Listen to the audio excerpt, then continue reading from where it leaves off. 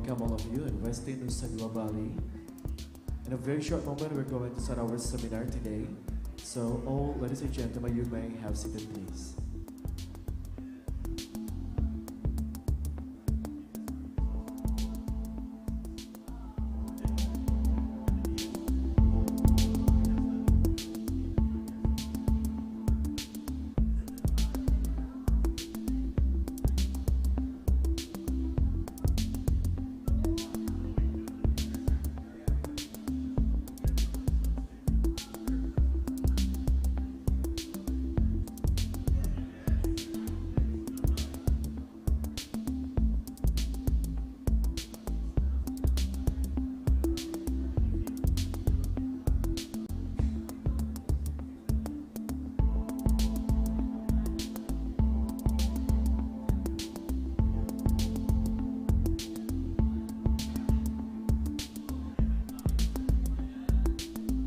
Bapak dan Ibu hadirin yang berbahagia, ladies and gentlemen, in a very short moment, our seminar will be started.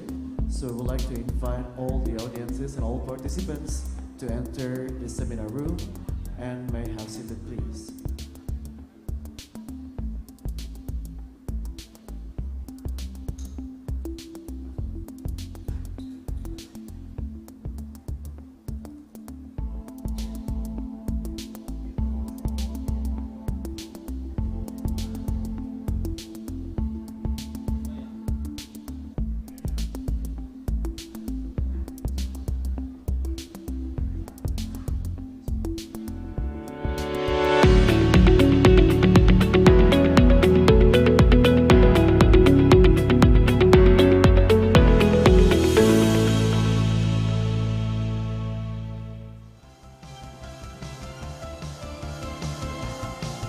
Assalamualaikum warahmatullahi wabarakatuh. Good morning, ladies and gentlemen.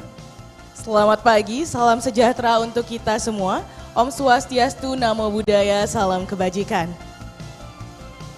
Her Excellency Director for Regional and Bilateral Policy of Ministry of Finance, Ibu Nela Sri Henrieti. Honorable Commissioner of Securities and Exchange Commission of the Philippines, Chair of Working Committee for Capital Market Development of ASEAN, Mr. Kelvin Lester Cayley.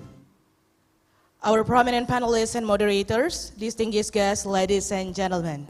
It's a pleasure to welcome all of you to the Nusantara Hall, the Westin Resort, Nusa Dua Bali, at the seminar of ASEAN Chairmanship 2023 Energy Transition Seminar Series, aligning energy transition with economic development.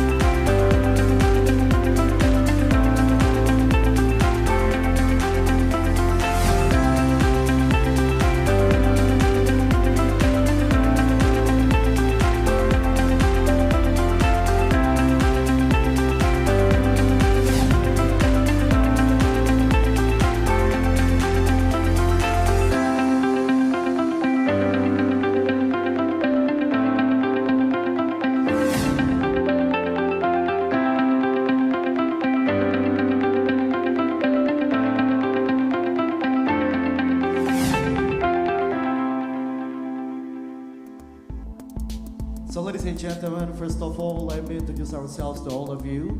My name is Faiz, and here, beautiful lady standing beside me is Nabila, and it's an honor for us to stand in front of you to be your master of ceremony of today's agenda. Excellencies, distinguished guests, ladies and gentlemen, let us take a quick recap of today's program. We will begin with an opening remarks, then we'll be followed with 3 panels, and finally we will come up with the summarization and end up with the closing remarks. Excellencies, distinguished guests, ladies and gentlemen, let's begin our seminar today. It is our deep pleasure to invite Commissioner of Securities and Exchange Commission of the Philippines, Chair of Working Committee for Capital Market Development of ASEAN, and to give the remarks for today's agenda. Please welcome Mr. Kelvin Lester Cayley. Please give a round of applause for Mr. Kemenkeu.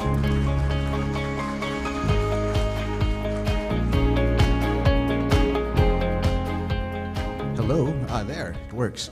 Good morning. I actually have very short welcoming remarks precisely because I wanted to give way to everyone else. As I am aware, we have a jam-packed schedule, but I hope you will allow me to digress from my script a little bit and to tell you that I am very happy to be here. I have enjoyed Indonesian hospitality very, very much.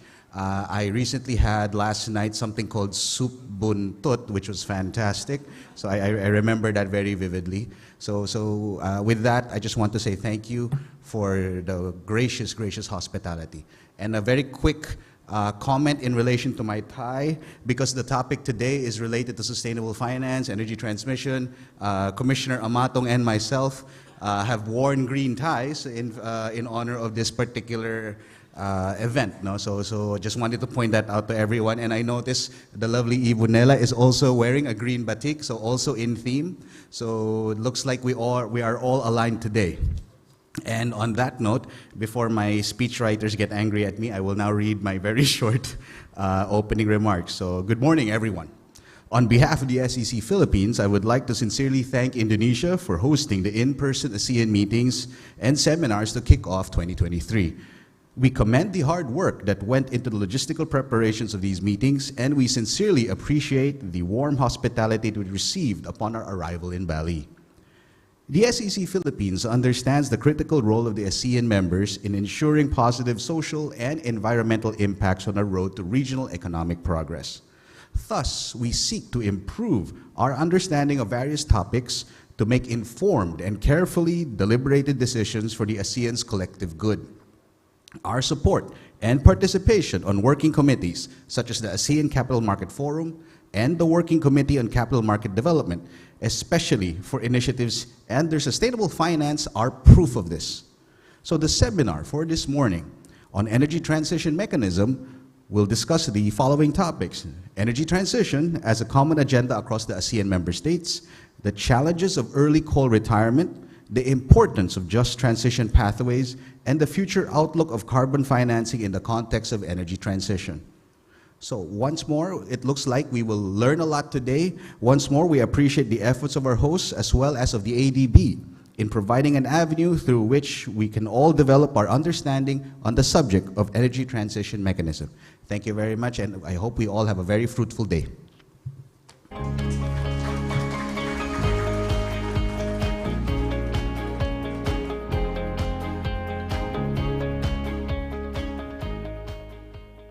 Thank you, Mr. Calvin, for the opening remarks. And may we now invite to the stage Director of Center for Regional and Bilateral Policy of Minister of Finance.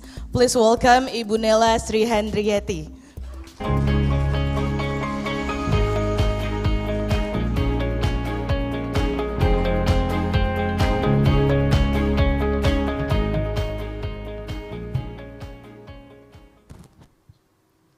Hello.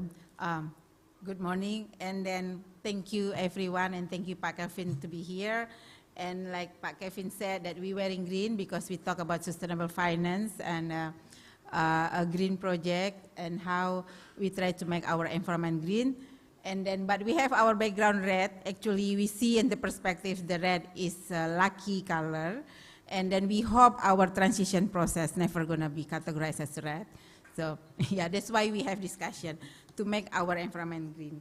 Okay, Assalamualaikum warahmatullahi wabarakatuh. A very warm greeting to all of you, distinguished speaker participants, ladies and gentlemen. I would like to convey our appreciation to all distinguished participants and speakers who's joined this seminar. Today, we will discuss about enabling energy transition for ASEAN. Why is it important? As we all know, coal-fired power plants are a major contribution to carbon emission globally.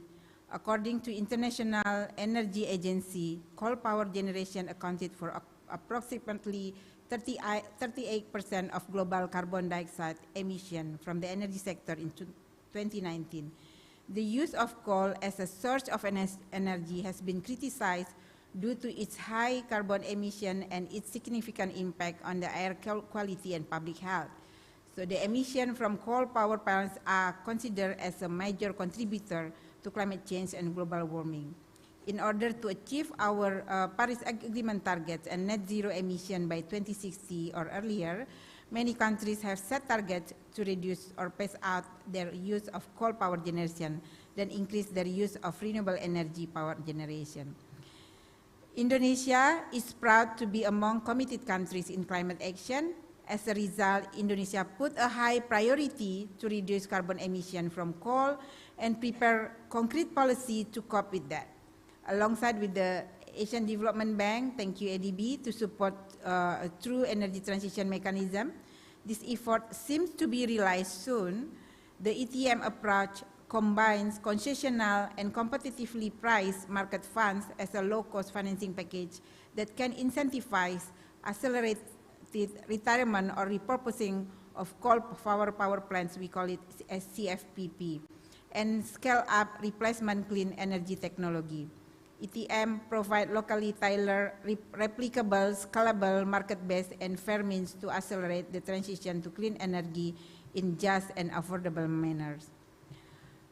Distinguished ladies and gentlemen, greenhouse gas emission from CFPP are one of the main contributors to climate change, as well as linked to a plethora of environmental and social issues, including air and water pollution and public health impact. Most of these CFPP are found in emerging and developing economies, including the ASEAN region, where climate change is already imposing significant environmental and socio-economic threat to local communities and biodiversity. In Indonesia, coal and fossil fuel are primarily used to generate power that provide jobs and support local economies, aligned with the global climate change goals agreed at 27th Conference of the Parties to the United Nations Framework Convention on Climate Change, COP27 in Egypt. In November 2022, the government of Indonesia has committed to a target 23% renewable energy by 2025 and announced a 31% cut to emission by 2030. The government, led by Ministry of Finance, has established the Indonesia Energy Transition Mechanism country platform to coordinate energy transition activities, to secure financing, to facilitate mobilization of capital, and to develop a framework in support of a just and affordable energy transition. The platform is country-owned, country-driven, and country-managed. The Asian Development Bank work on the energy transition together with our other development partner, will progress together with a government in implementing Indonesia ETM country platform.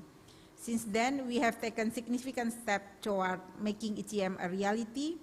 Throughout the 2022 working closely with ADB, we build consensus with relevant government and state-owned enterprise actors to align Indonesia energy ambition. I add here that actually Indonesia, together with ADB, and we have Philippines and Vietnam as a pilot for this energy transition process in ASEAN, in Asia. And then we have our speakers today too for their ETM, so we can exchange a view about what Vietnam and Philippines doing in their energy policy. So continue to my explanation. ADB is undertaking a feasibility study for ETM, considering early retirement of up to 50% of CFPP assets and replacement with renewable energy generation in 3 pilot countries, like I mentioned, that Indonesia, Philippines, and Vietnam. The government of Indonesia established the Indonesia Energy Transition to coordinate energy transition activity. So on top of that, we have been working relentlessly to establish the Indonesia ETM country platform. This is a framework that will mobilize financial resources and support from international partners, including multilateral and bilateral institutions, philanthropists, private investors, for a just and affordable energy transition. International partnership and commitment will be critical for accelerating the path toward net zero, including the retirement of coal-fired power plants and boosting investment in renewable energy. So, in the context of ASEAN, ASEAN is the 5th largest economy in the world. with combined GDP of 10 ASEAN around 3.2 trillion US dollar in 2019. And then for the fossil fuel, ASEAN contribute just over 75% of energy mix by, and then in ASEAN we have this young population as a ASEAN economic driver in the near future. So ASEAN countries still heavily rely on fossil fuel for its economic and industrial development. Fossil fuel contribute just over 75% of energy mix by 2019, while renewable energy was only 40%. However, we are like ASEAN countries agreed to increase the renewable energy contribution to 23% by 2025. As we move forward to a low carbon future, the ASEAN will face significant investment needs to transition from fossil fuel-based energy to renewable one. So it is critical for ASEAN to address the energy security, energy affordability, and its commitment to climate goals by setting more specific and aligned targets. A just and affordable transition should be our principle to balance the economic growth, but also can supporting our climate pledge. We understand that many countries worldwide, and especially emerging countries in ASEAN, still facing numerous challenges to finance the transition. Limited access to international capital market and lack domestic resources are quite challenging. Moreover, the global economic turbulence from COVID-19 pandemic, the war in Russia and Ukraine, energy shortage, and global inflation pressure still haunting us. That's why we are in ASEAN, we have a working committee of capital market development. We have ASEAN Taxonomy Board led by Pak Kevin, and discuss about that and then help ASEAN countries to member this challenge. So to conclude, I would like to say that enabling energy transition for ASEAN is an important agenda for us. ASEAN will be the epicentrum of growth. Let us not be negligent in taking advantage of our economic opportunities while still maintaining to achieve our climate agenda. Fulfilling the financing needs in energy transition for ASEAN will not be an easy task for us. International cooperation and mobilizing private investment will be our banging power to support energy transition agenda. ASEAN member countries must prepare and provide a well-designed enabling environment and means of implementation to attract international cooperation and private investment. The ETM and ASEAN Taxonomy for Sustainable Finance could be the key for ASEAN to make a just and affordable transition to come true. May this seminar be a productive and attractive discussion arena in order to produce solutions and creative ideas that support ASEAN effort in energy transition. I wish you all a fruitful discussion. Thank you. And in our information in the beginning, that should be Secretary General or Chairman of Fiscal Policy Agency, but I replaced his position, and then I deliver the message today with you. Thank you very much, everyone.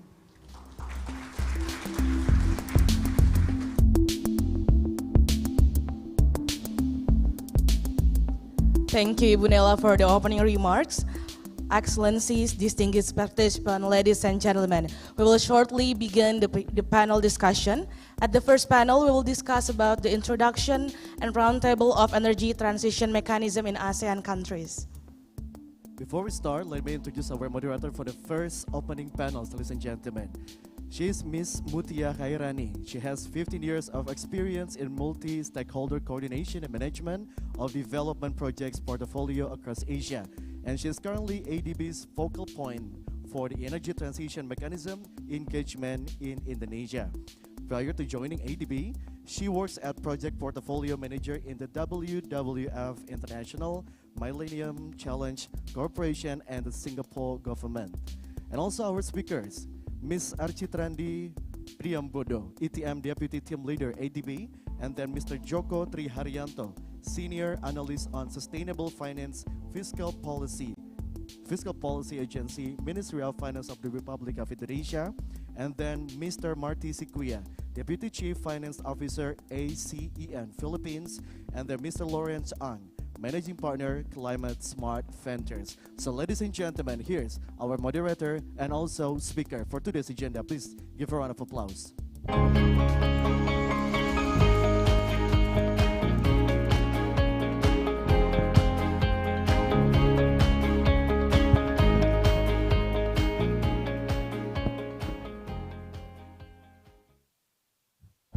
Yes. Ladies and gentlemen, welcome for the first session on the introduction and roundtable of energy transition mechanism. Ibu Nela has extensively provided the background on how energy transition challenges is an important agenda for ASEAN. And to add, of course, in the power generation, early retirement of coal-fired power plant is important because coal accounts between 40 to 60% of the power generation capacity in Southeast Asia.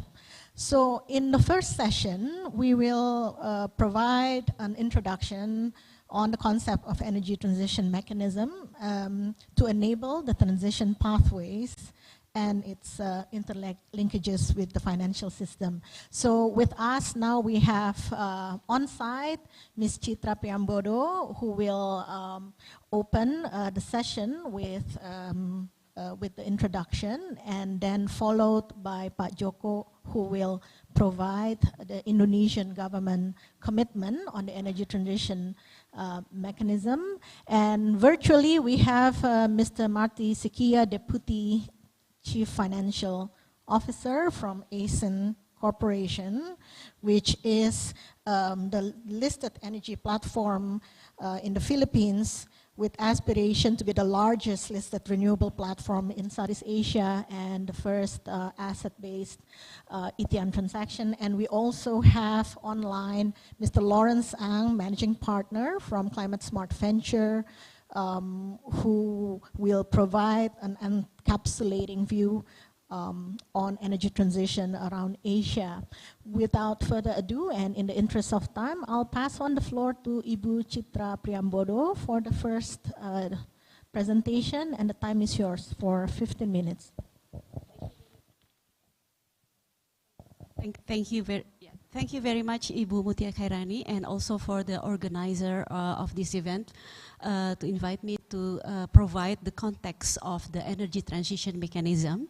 I'll start with the first slide, please, to provide the summary of this energy transition mechanism. Maybe next slide, please. So we know that the legacy coal-fired power plants, it constitutes the single largest source of greenhouse gas emissions. And without addressing the continuous operations of the existing coal-fired power plant, we would miss the Paris Agreement targets. The renewable energy costs are rapidly declining. However, we still need to see how we could accelerate how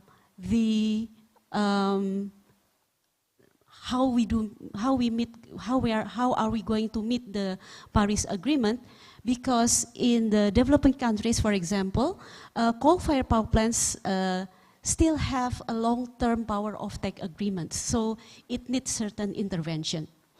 Asian Development Bank launched the Energy Transition Mechanism, originally proposed under the World Economic Forum, as a replicable and scalable market-based model.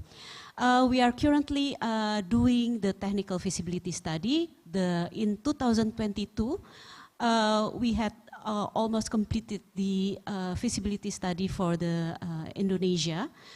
And right now, we kick off with the feasibility study in the other countries as well, in Philippines as well as Vietnam. So these are the three countries where we work to initiate the energy transition mechanism. Accelerating the retirement of coal power plants that currently dominant in the power grids will not only abate the greenhouse gas emissions, but also will unlock the significant investments in renewable energy. Our energy transition mechanism initiative, we launched the ETM partnership at COP26. The event was attended by the Philippine Finance Secretary Carlos Green Dominguez and also Ibu Menteri Keuangan Ibu Sri Mulyani. And the partnership was also endorsed by the senior cabinet level officials from Denmark, the UK and the US, and also leading global financial institutions as well as philanthropies. The MOU also was signed with the Rockefeller Foundations. The Japan Ministry of Finance also announced 25 million grants at that time to seed the financing for ETM. Next slide, please. Next, another slide. So, as I emphasized at the first slides of these presentations, coal-fired electricity must drop, but currently it remains significant in developing Asia. Even though the trend of uptakes of renewable energy are progressing, but still the shares of coal-fired power plants are still significant, and the life and the age of the coal-fired power plants in developing Asia, Southeast Asian countries, are relatively still young. So large-scale solution is needed to rapidly decarbonize and build up clean energy in Asian developing countries. Next slide, please. So why do we need to speed up the retirement of coal-fired power plant?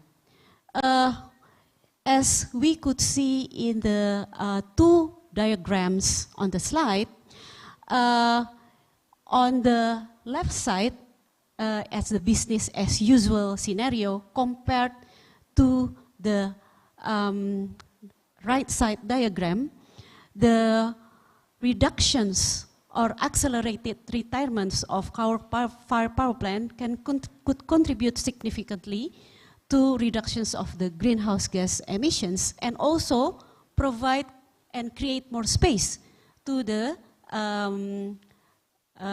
development of renewable energy generations. And also it lower overall generation costs in the long run for the utilities. Next slide, please. The ADB's holistic approach in anchoring energy transition mechanism constitutes of 4 key elements.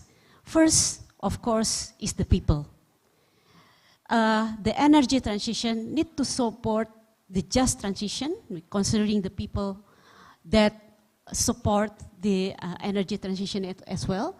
The energy transition always need to consider protections of livelihood and also consider the affordable electricity, especially in our case in developing economies.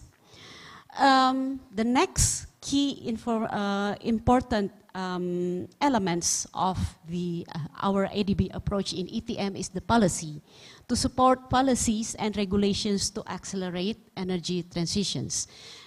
The third key items is power, to promote scalable, a market-based model to reduce carbon emissions from power plants, especially, of course, here the focus is fossil pure power plants, and the key important to reduce, the key important fossil fuel that needs decarbonization is coal fossil fuel. And the important critical aspects that integrates all of these key elements is the partnership. We are seeing this approach through solid partnerships with national and international stakeholders consisting of governments, commercial lenders and institutions, private sector, NGO and civil society organizations, philanthropists, and also our other partners in the multilateral financial institutions as well. Next slide, please. So this diagram provides an overall overview of the ADB ETM program that accelerate the retirement or repurposing of coal-fired power plant. The box in the left side is the ETM Partnership Trust Fund that would channel grants and highly concessional funding, which are critical to catalyze private capital and make ETM a success. The concessional finance may include the concessional loans, evergreen debts, junior equities, and guarantees. These ETM PTF or ETM Partnership Trust Funds will channel concessional finance and provide technical assistance to a regional ETM van vehicle that consists of carbon reduction facility that would accelerate retirements of fossil fuel power plant, including coal-fired power plant, and also catalyze investment in clean energy through the clean energy facility. The ETM fund vehicle, in addition to obtain the source of financing from the ETM PTF, the Partnership Trust Fund, will also source the financing from the international finance institutions in global climate finance, as well as the private sector financial institutions, international, local investors and lenders. The technical assistance will consist of the grid technical and financial analysis, the just transitions, policy and regulatory support, the carbon finance, and also supports in measurement, reporting, and verifications. And this will also channel this, the funding will channel, as I mentioned before, for accelerating coal retirement, the clean energy transactions, also like corporate transactions related to fossil fuel retirement and investment in renewable energy. Next slide, please.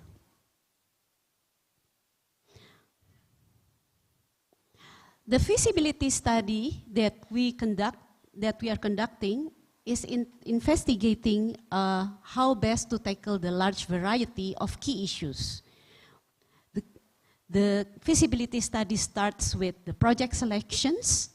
It also explore and review and assess transaction structuring and financial analysis of both how to accelerate the coal retirements and investments in clean energy, the fund vehicle structurings, and also including the assessment of the environment, social, and governance. So all of the aspects that covers in the anchoring the ETM, the people, policy, power, and partnership are all assessed and also reviewed, and in the feasibility study that consists, that also focusing on the project selections, transaction, fund vehicle, and also the ESG.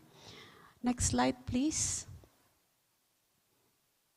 So we go right now into the transaction structuring and the financial analysis model that we're exploring in this energy transition mechanism. There are three models that we explore. The first is the acquisition model. The second is the synthetic model. And the third is the portfolio model. In the acquisition model, the ETM will explore how it acquires a share capital and CFP in the coal-fired power plant. While in the synthetic model, the shareholders or the project owners of the coal-fired power plants that would retire will stay the same. While the investment is conditional on early termination being contractually agreed with owner and utility and appropriate security being provided.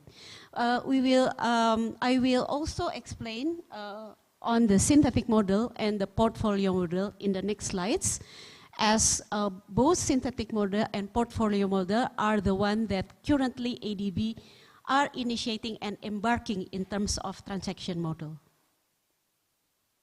Okay.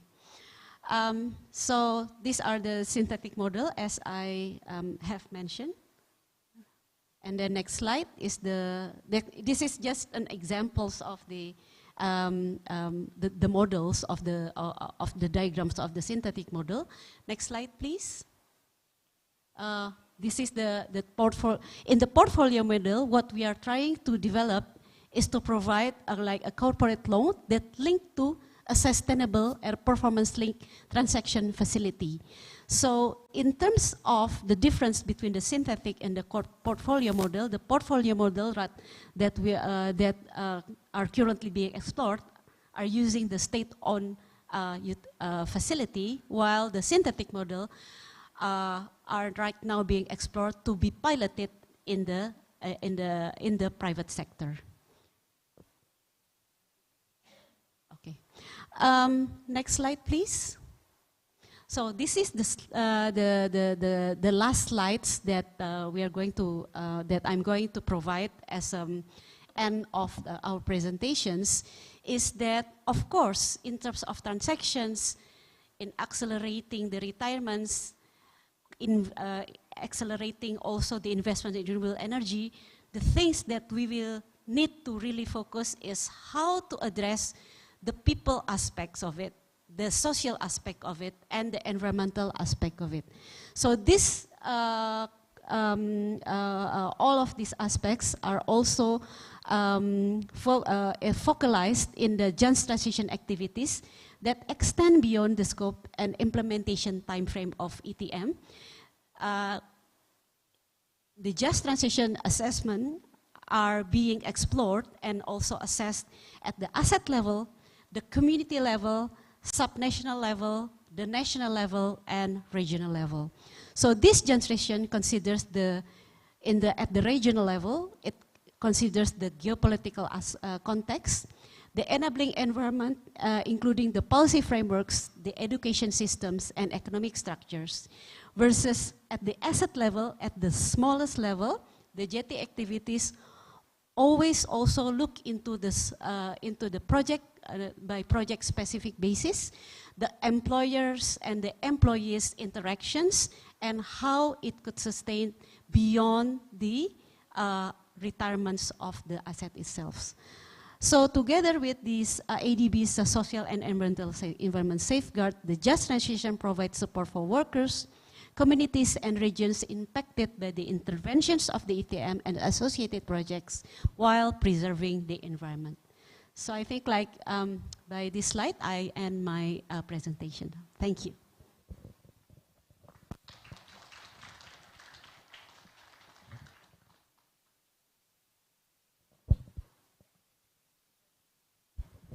Thank you, Ibu Chitra, for the introduction as well as the overview of the energy transition mechanism, its component tools, and let's now see how the government of Indonesia is committed into delivering the energy transition in Indonesia through employing ADB ETM as well as the Indonesia country platform. So Pak Joko, as the senior analyst in the Fiscal Policy Agency, has been leading the coordination for the implementation for ETM in Indonesia, including also various cross-cutting issues, including the transition taxonomy dialogue and establishment of the country platform. So Pak Joko, the floor is yours for the next 10 minutes. Yeah, thank you. Just to continue what in the previous session by Ibu Chitra, and be different with Ibu Chitra perspective, because Ibu Chitra really focus on the technical aspect from the ETM itself, and also describe the ASEAN, particularly from the Asian condition. As the government, of course, we try to show up what the government also are ready. Just to in line with the ETM proposed by ADB. So we started from our NDC commitment, alignment, from the NDC ratification, we started issued our first NDC 2016, and then we continue updated 2021, and last year actually we issued our enhanced NDC, and from the NDC document you can see from the previous one we set our national commitment reducing GHG emission 29% by domestic support from the national budget as well as the local budget. If the international community can support us, we promise we can achieve higher, 41%. But when we issued our enhanced NDC, then we revise our commitment. We can increase from 29 to become 31.8, reducing GHG emission in 2030. And from the international, we also add until 48. And then to foster our commitment, of course, we do the policy strengthening and also policy reform. As at the same time, we try also to implement like the carbon pricing, like the climate budget tagging, and also energy transition mechanism. In 2021, from the national level, we also released the policy navigation 2050, what we call long-term strategy for low carbon and climate resilient. And at the same time, we also issued our national commitment to net zero emission 2060 or sooner. If we compare our net zero emission target with another country, you can see that Indonesia is still moderate. If we compare with G7 minus Germany, with South Africa, Singapore, Australia, and also other members under the Asia. If we look from the financial aspect, this is quite interesting, because if we reverse from the NDC target, the biggest contributor is forestry sector.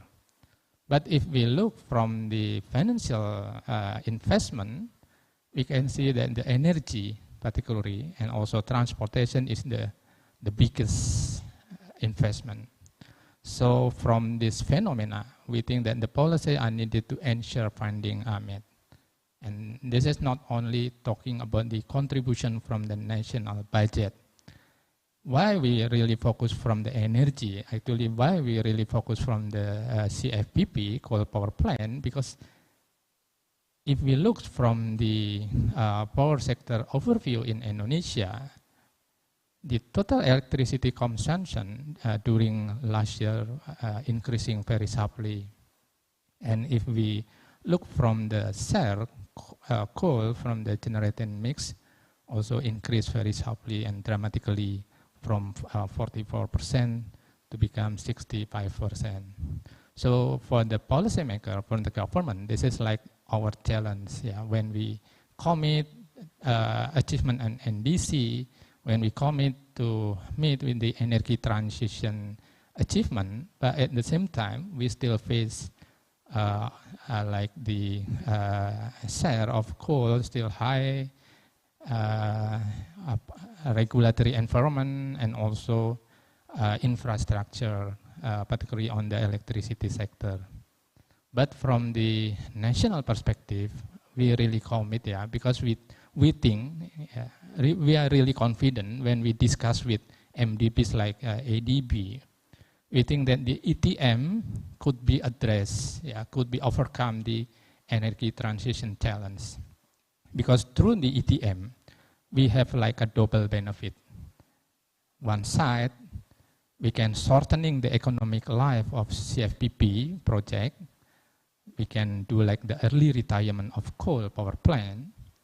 And then we can also getting the additional reduction to meet our NDC target, CO2 emission reduction, and also gaining access to financing with the lower cost of funds. So this is quite interesting for us. And from the national budget perspective, this is not additional burden for us. At the same time, we not need to change the electricity tariff because not easy for us to change electricity tariff. We have to meet approval from the parliament. So this is not easy for us. That's why we commit, with support from ADB, we commit implementation of ETM. From ADB support, actually, Indonesia is not alone because under the ASEAN country, ADB selected Vietnam, Philippines, Indonesia. But the first implementation of ETM itself is in South Africa. But different with the South Africa case, because we learn very much from the South Africa. We learn what the benefit, we learn what the gain, what the fail lesson learned from South Africa. That's why Indonesia must be different.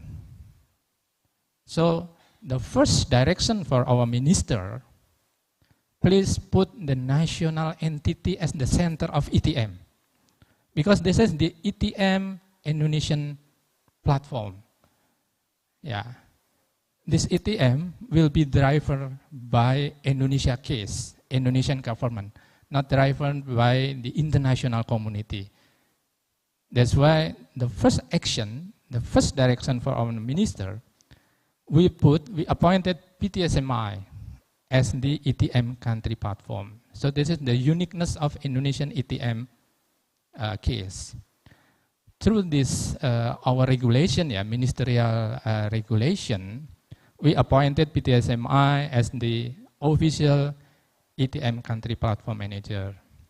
So after we appointed PTSMI as the ETM country platform manager, PTSMI will manage like a conductor, will manage both sides. PTSMI will manage the early retirement side from the coal power plant. At the same time, they also manage development and renewable energy. From the financial side, PTSMI also will manage many resources of funding.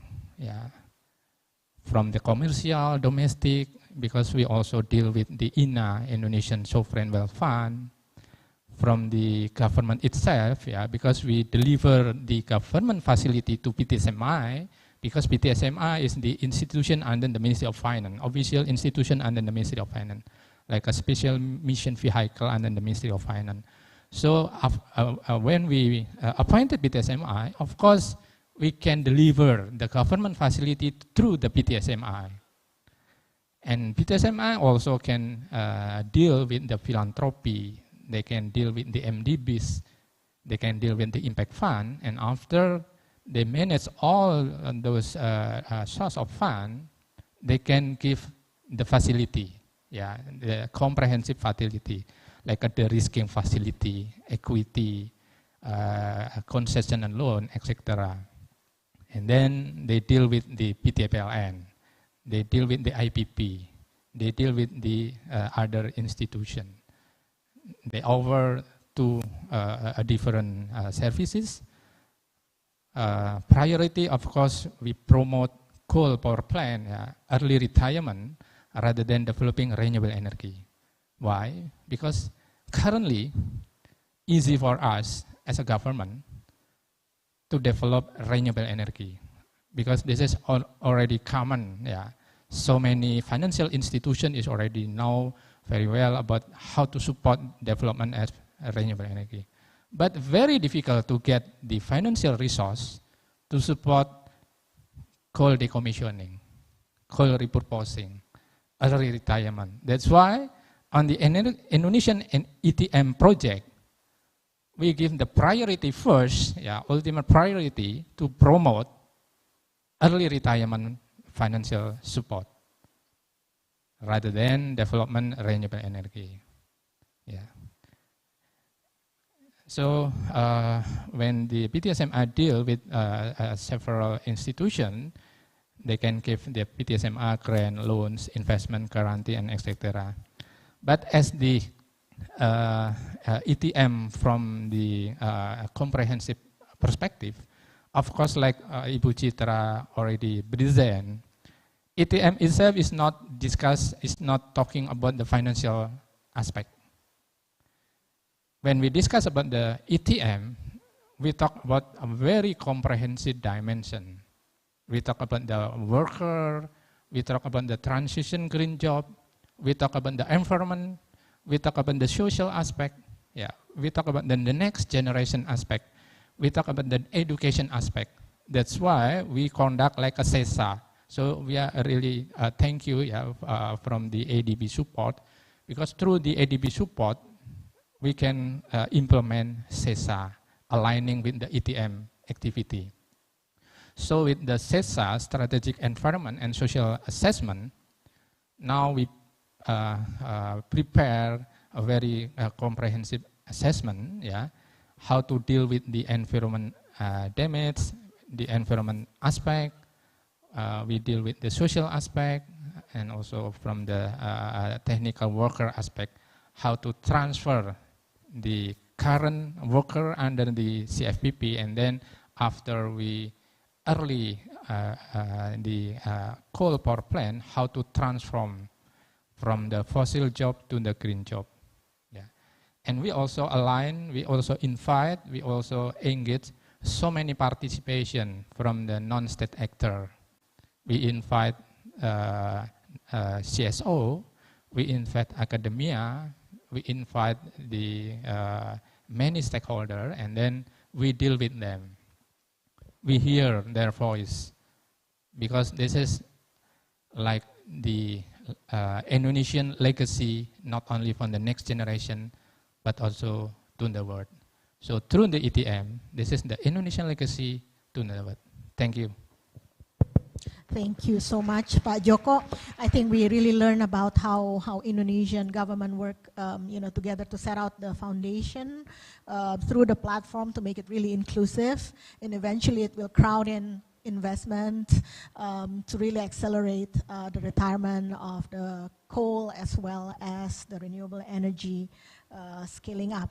So the next speaker will provide the perspective of the Philippines, which will present a very, very interesting breakthrough case study on the actually implemented asset level ETM, which is very much driven by the private sector.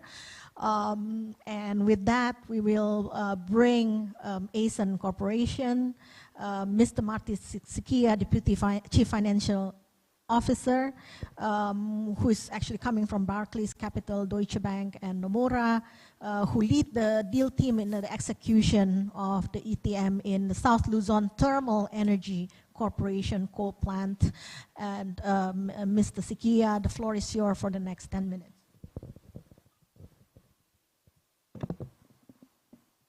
Hi, thank you very much for the invitation and for the introduction. I'm wondering if you can see the presentation that I'm sharing. You can see it. Okay. Yes, we can see the presentation. Yeah. Okay, thank you.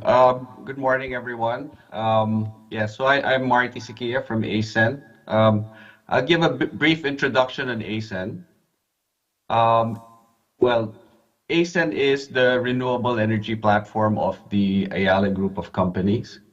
And we are a fairly young company. We're about 11 years old.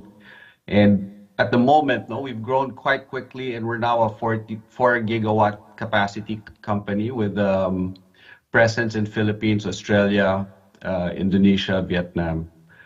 And, we have aspirations to be a pure RE company by 2025. Hence the interest in pushing for the ETM divestment of this power plant that we've had. So the SL Tech power plant is a 246 megawatt power plant in Calaca, Batangas. This is a coal plant that we acquired when we first ventured into power production. And as we made our aspirations to move towards pure renewable by 2025, and as a group, the Ayala companies have envisioned being net zero greenhouse gas emissions by 2050, it became very imperative for us to divest the SLTech plant from our portfolio.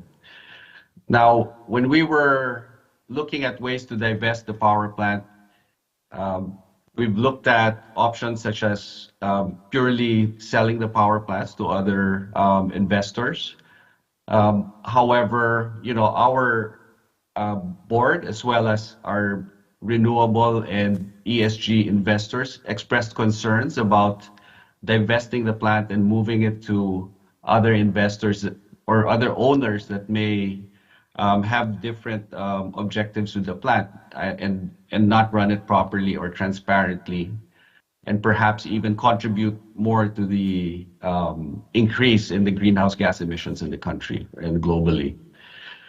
So we embarked on the ETM more than a year ago, and we were proud to say that we were able to complete the sale of the power plant in November last year. Now, part of the objective when we divested the plant was, of course, to reduce the emissions, no? And how we had packaged the deal is we had looked at the typical lifespan of a coal-fired plant of about 40 to 50 years, and we had committed to half the life of the plant. This plant came online around 2015, and we are committed to decommission the plant by 2040. So the key components to the deal that we structured, it's the first private deal and market-based ETM transaction in the world, unlike the other transactions that are being structured, which are backed by multilateral development banks as well as other philanthropic endeavors. The key components of our deal had to do with obtaining support from the key stakeholders, not just our shareholders, but also the community, as well as the off-takers of the power from the SLTech plant. Secondly, we had to optimize the capital for SLTech and its new owners. And we were able to get very aggressive pricing for the deal, especially at the run-up, as interest rates were coming up last year. We were able to close the deal early, and we were able to achieve a very low blended cost of financing for SLTech of about less than 10% per annum. Important in the deal was making sure that risk was allocated properly among the stakeholders, as well as the sponsor, which is ASEN Corporation. And part of the ETM was we had to make sure that we were implementing the transition properly and not just decommissioning or just divesting the plant. We also had to make sure that we had addressed the requirements or the needs of the workers, the community, as well as the consumers in the country. The fifth point here is we hope that the learnings that we had from our private transaction would actually be a blueprint for other companies that are aspiring to divest or decommission their coal-fired plants. So the first point is we had to work very closely with our management and our board to come up with a plan that would get us to net zero.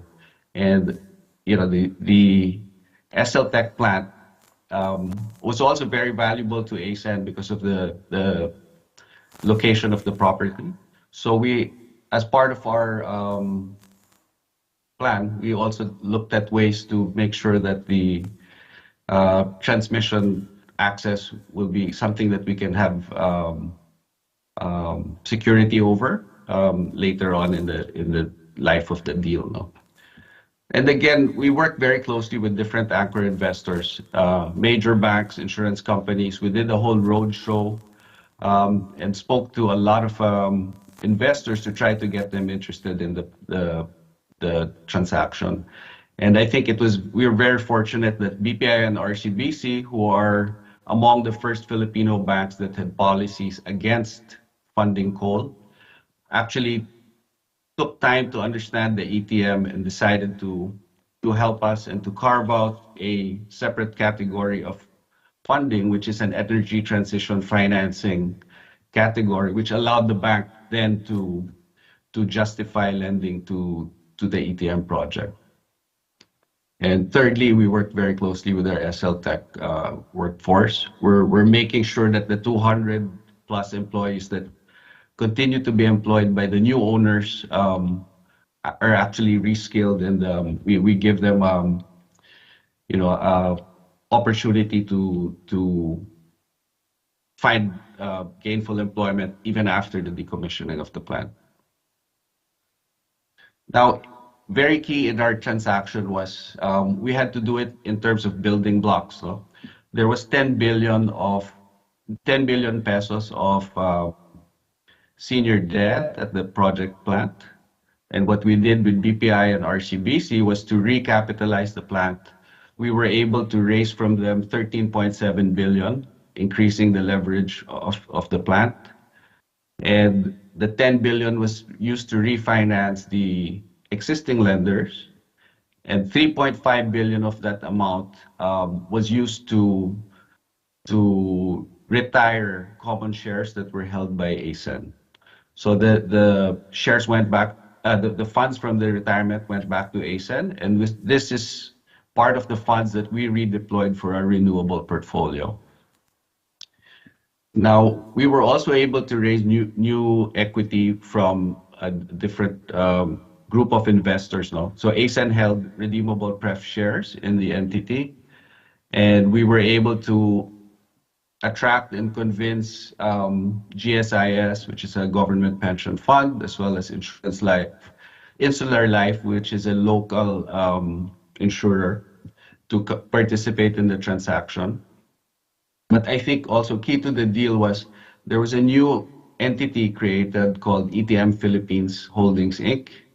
EPHI is a trust handled by BPI Capital's trust management arm.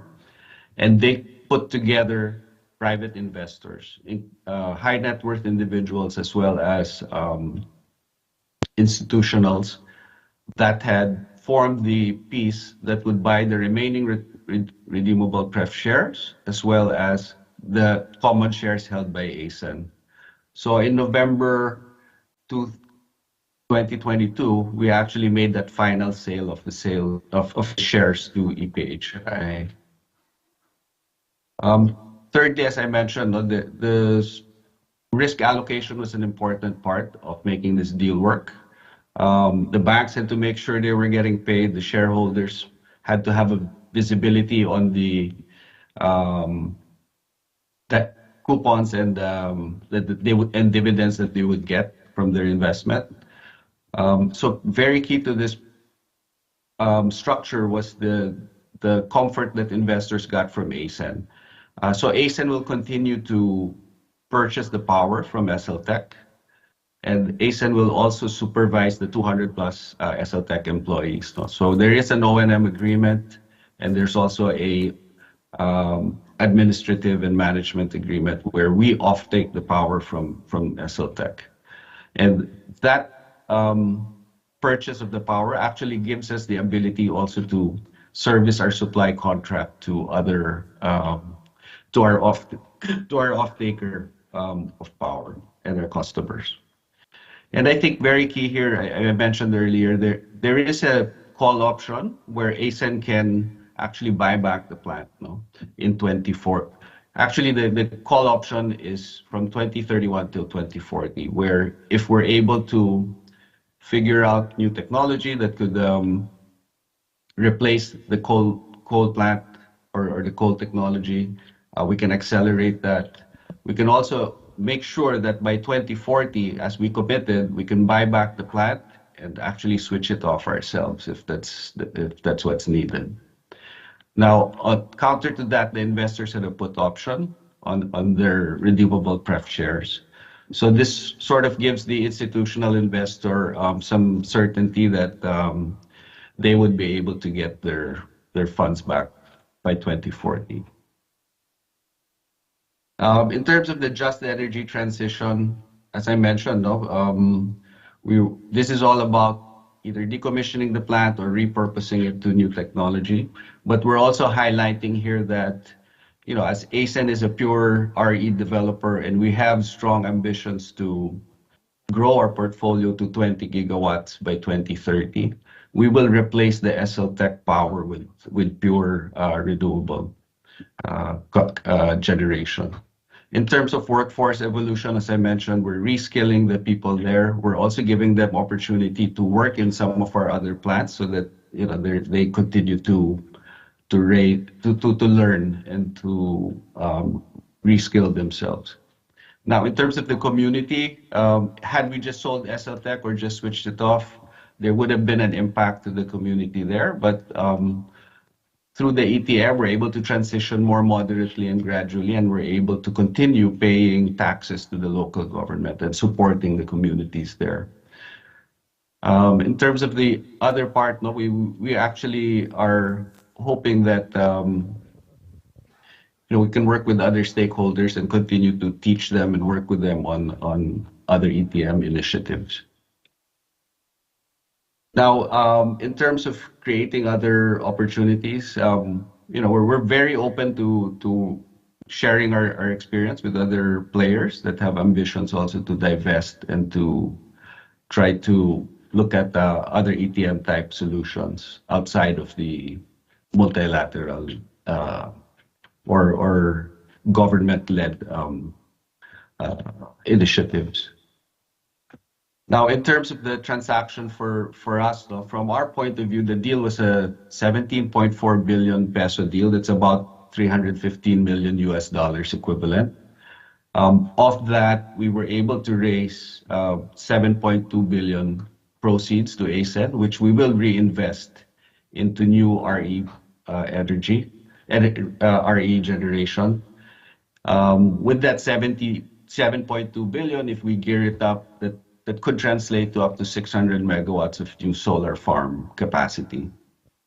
And we also estimate that if we would cut the life of the plant by 25 years, and the plant would emit 2 million metric tons of CO2 per year, then we estimate that up to 50 million metric tons of CO2 could be avoided. And for us, for ASEN, the effect is also very important that we've finally removed the coal asset from our plant. We actually open up our investor base to pure RE investors, as well as other ESG types of investors that would not touch coal. So I think overall, it's a very interesting transaction, very complex, but I think it's a good learning experience for us, as well as something that we would like to share with the rest of the industry that may be interested in exploring a private type transaction. But I'd also like to say that we would continue to speak with the ADB. We're very close to the ADB, and we can still look at ways to accelerate further the decommissioning of SL Tech. If there are other solutions such as grants or carbon pricing or performance link type schemes that can be incorporated into the structure. Yeah. Yes. Thank you, everyone. Thank you so Thanks much, for listening. Mr. Sikia, thanks very much. And exactly that's what we'll touch later. And today we will also discuss carbon, the potential and the possibility. And to close today, we have Mr. Lawrence Ang, who's from Climate Smart Ventures, an ESG advisor, who will provide a perspective on the key lesson learned based on these 2 case studies and the replicability in other countries, including ASEAN. You have 5 minutes, Mr. Ang. Thank you so much for your time. Good morning, everyone. It's an honor to be invited here today. Thank you very much for the opportunity. So, my name is Lawrence Ang. I am managing partner of a firm called Climate Smart Ventures. We are a transition and transaction advisory supporting asset owners and investors accelerate their shift from fossils to renewables, but through technically and commercially sound ways. So, firstly, it was very encouraging to hear the different perspectives coming out of the market today in February 2023 on ETMs, right? I think the world, or particularly the region, has progressed so much, particularly in these three countries, Indonesia, Philippines, Vietnam, when it comes to ETM, and that we're now seeing different evolutions of this idea that had initially been seeded back when, and now kind of different stakeholders running with it in very different and country-specific or company-specific ways. So I've been given the task to quickly synthesize in 5 minutes. I'll do my best. So the key points that have been raised by the previous panelists. So I think, firstly, I think it's important to start with the fact that I think the writings on the wall are very clear. To address climate change, we need to shed our dependence from coal urgently. I think everybody understands this, but how soon can we do this? How soon can we do this while balancing our requirements for growth is the big question, and it's the big challenge. And the ETM is relevant in this regard because at its core, we heard from Ibu Chitra that it is a mechanism seeking to channel finance to accelerate the shift, specifically helping coal plant owners, whether government or private, to ensure that the transition from coal and into renewables is not a value-destroying exercise, but ultimately a value-creating experience. Right? That in the end of the day, that this is what ETM is trying to achieve, incentivizing the accelerated transition out of coal. And we heard ASEN's pioneering ETM for its SL Tech plant is an extremely important milestone for the region. I'm sure the audience can recognize this because of one reason. It shows that it can be done. I think that's my big takeaway, right? And our big takeaway since the financial close of this ASEN's ETM, it shows that it can be done.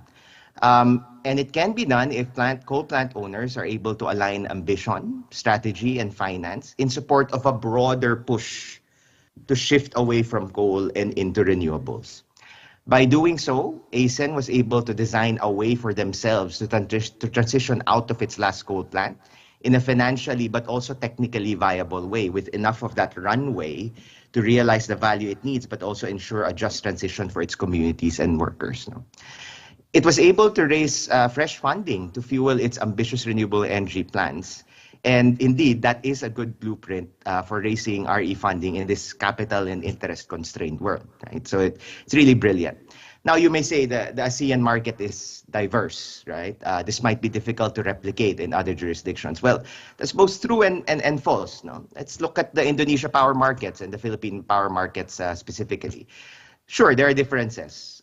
Indonesia is a government-driven, centralized power market, while the Philippines is a liberalized market. So the role of government in these markets are very different. For Indonesia, government is expected to drive the transition as the main asset owner and operator. For the Philippines, as most CFPPs are owned by IPPs or the private sector, government is the enabler, enticing and incentivizing private owners to transition while ensuring energy security and affordability. Additionally, as we know, Indonesia is often viewed as the priority market for ETM due to the size of its coal fleet, but the Philippines, because of its liberalized power sector, is seen as a sandbox for innovative market-based approaches. So again, very different, right? And I think different members of the ASEAN can recognize or identify with those different features. That being said, now we're learning there are also many similarities, right? For both markets, I think there is a growing, resounding recognition of the opportunity that ETMs present for the private sector, particularly IPPs, as low-hanging fruits. IPPs who have both thermal and RE in their portfolio to accelerate their RE development. Specifically, if ETMs can overall deliver a lower cost of capital for their RE in return for a transition of their coal assets. Okay.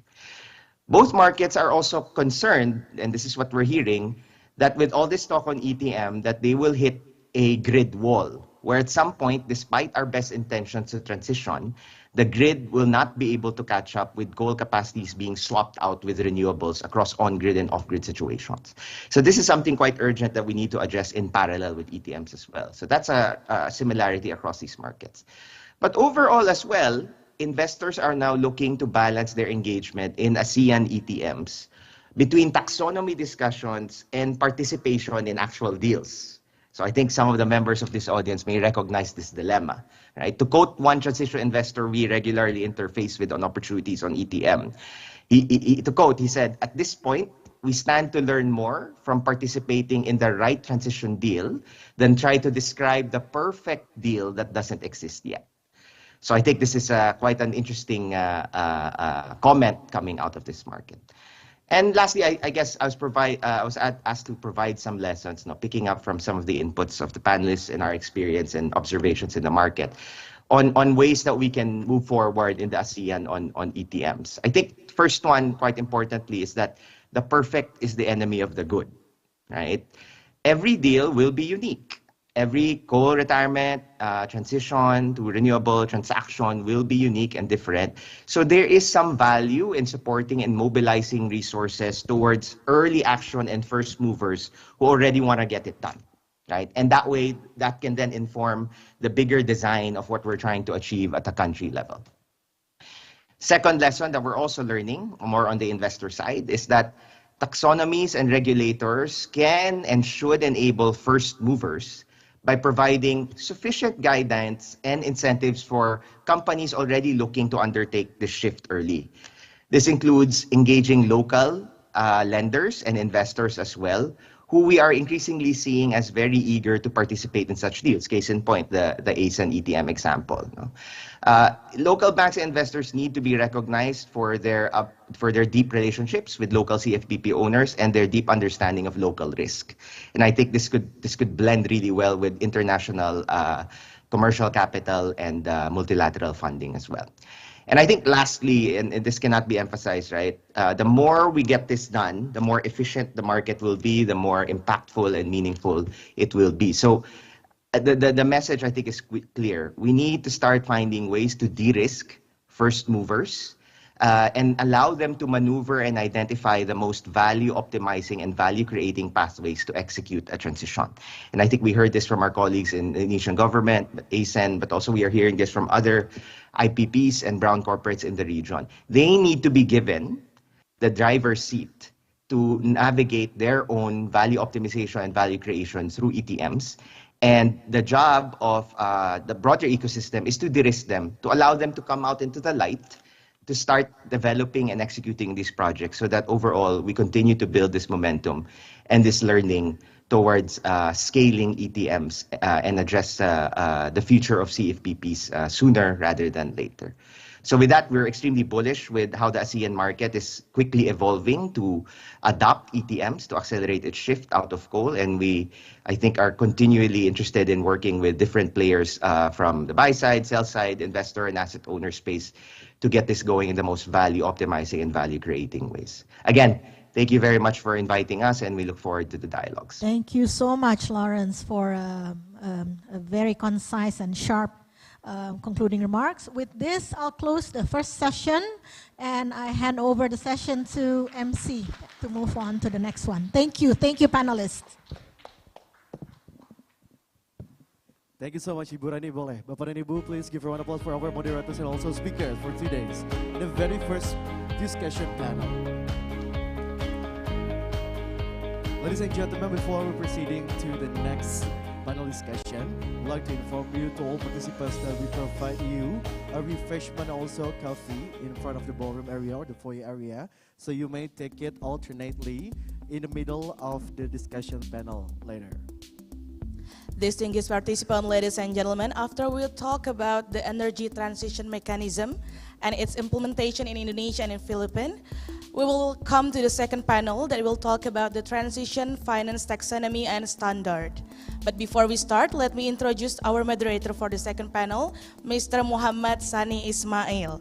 He has more than 25 years of experience in the financial sector, the capital market, and private sector development in Southeast Asia.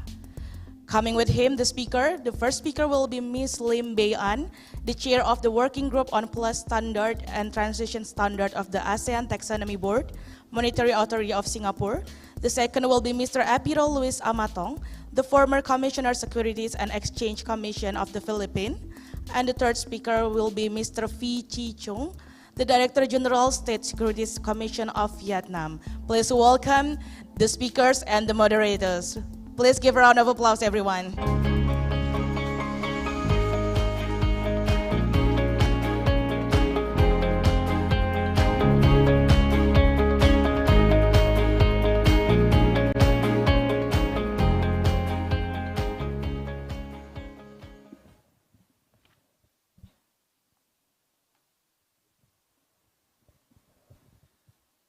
Assalamualaikum warahmatullahi wabarakatuh. Good morning, selamat pagi, Om Swastiastu. Ibu Nela, of course, Commissioner Kelvin, Bapak-bapak, Ibu-ibu daripada Kementerian Kewangan, from Pemerintah Indonesia, ladies and gentlemen, ASEAN colleagues, very nice to have all of you here in today's seminar. I'm Muhammad Sani Ismail, Principal Finance Sector Specialist from the Asian Development Bank, ADB. And of course, we have very good speakers today. But before I just briefly go into the session itself, I wanted to first of all thank the organizer, both Ministry of Finance, Bank Indonesia, as well as OJK, for organizing this event. This is really, for me, bringing together two very important developments. We heard from the first session on the importance of energy transition and how it is so important for Indonesia as well as for ASEAN countries. And now we're going to be talking about the financial aspects of energy transition. As we all know, Minister Sri Mulyani was the first to come up with the idea of just and affordable transition. Now we say it so easily, it become a common language, just and affordable transition. But this was actually something created by Ibu Sri Mulyani a few years ago when she was co-chair of the Ministry of Finance Committee. And this is why this session is very important, because we heard just now in the beginning about the importance of energy transition. Now we will be focusing how can we finance that transition, because there is no transition without finance. We need to find finance, domestic, international, MDBs, private sector, philanthropies, to provide that financing for transition for a green future. As Commissioner Kelvin and Ibu Nela mentioned, the green ties and the green batik. We have with us, of course, a fantastic speaker, my good friend, Commissioner Amatong. People call him former commissioner, but I like to still call him commissioner because, of course, he's a former commissioner in title, but in terms of knowledge and experience, he's really been doing so much in the area of sustainable finance, and we would very much welcome to hear from him. On the screen, virtually joining me, again, we have two very esteemed speakers. We have Bei An from Monetary Authority Singapore, the chair of the working group for the ASEAN Taxonomy Board for the Plus Standards, and also my good friend, DG Zung Vu Chi, from State Securities Commission of Vietnam, as well as, I believe at some point, a board member of the ASEAN Taxonomy Board. Again, someone with very much deep experience in the capital market. So on that note, I'd like to, instead of giving all the esteemed speakers speeches, because I know they have a lot to share with us, what I prefer to do is have a dialogue, have a discussion with all three of them, and to get their experience, their knowledge, their views in this area, and we try to make it as interactive as possible. I've also been given the liberty by the organizers, Ibu Rani, as well as the other organizers, Chitra, that later on, if you are interested to have some Q&A, we can have a short 5-minute Q&A session at the end of this session. But let me begin with you, F, if you don't mind me calling you F. You have had... Pak Sani. Thank you. Pak F, I should say. You have had so much experience in this area, in sustainable finance, and we are now at a stage where we've heard in the previous session the importance of energy transition. Basically, in summary, there can be no renewables without closing out coal-fired power plants. That it is part of that transition. reflecting on ASEAN's progress, ASEAN's capital market work initiatives, can you share with us the evolution? How does ASEAN see energy transition, and what kind of financial instruments are available from the ASEAN context to finance this transition?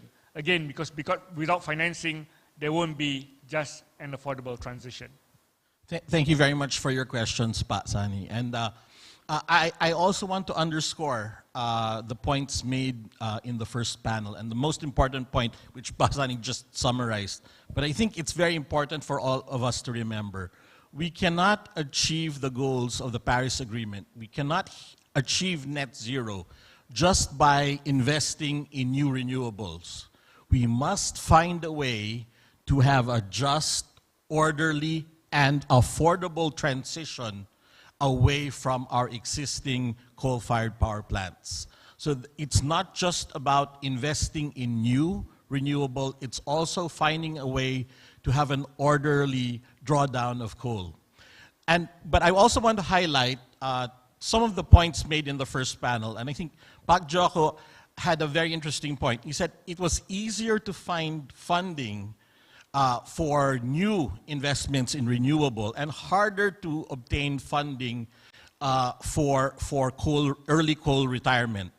And if you looked at the presentation of AC Energy as well, you'll notice there was a special carved out from the banks that financed them, that they were financing not new coal.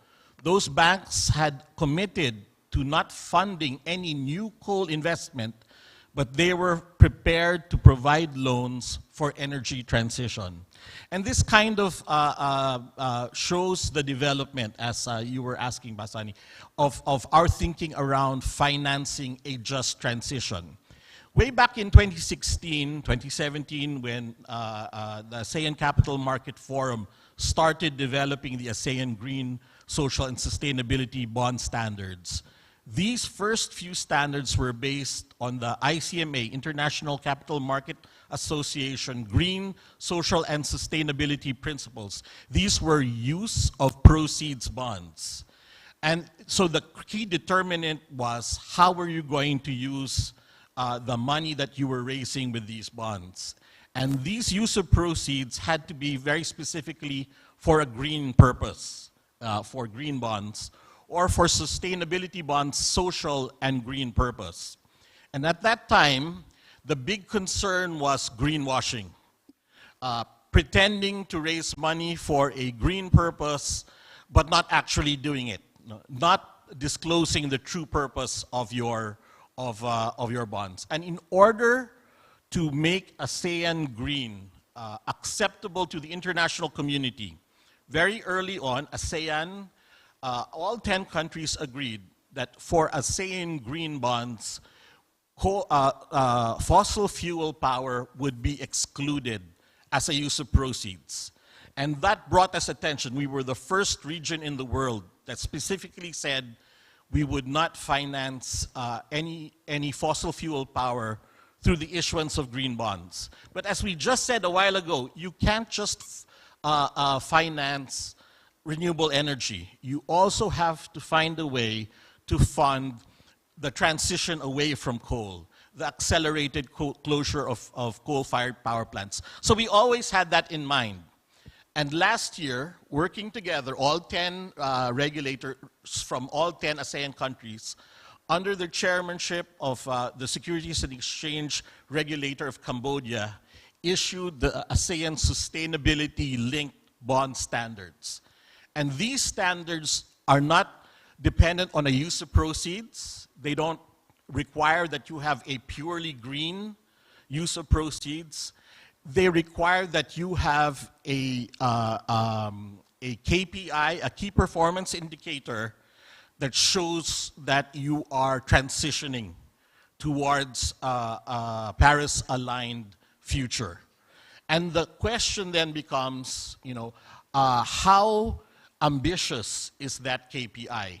And we think that this new financing instrument, sustainability-linked bonds, if you look carefully at the financing structure that Pak Joko showed a while ago for PTSMI as the ETM platform for Indonesia, you will find sustainability-linked loans coming from the multilaterals and other banks. These are special loans that are tied not to a use of proceeds, but a performance, meaning that we will reduce our GHG emissions coming from power by certain dates, at certain times, measurable results. And what we hope we have introduced in the ASEAN Capital Market Forum is a similar financial product on the bond market, on the capital markets, through sustainability-linked bonds. And hopefully this will be part of the solution for funding the just transition that we all need. Thank you very much, F. I think you've summarized the evolution, how ACMF thought of, whilst the green bonds are not to be used for fossil fuel, but there's a complementary capital market debt instrument in sustainability-linked bonds. So it's really about being creative, how to find the right instrument to finance the right transition. And I think that's a powerful point that you've made.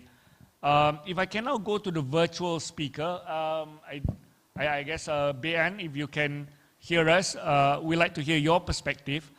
We heard about F mentioning about sustainability-linked bonds that was issued by ASEAN last year.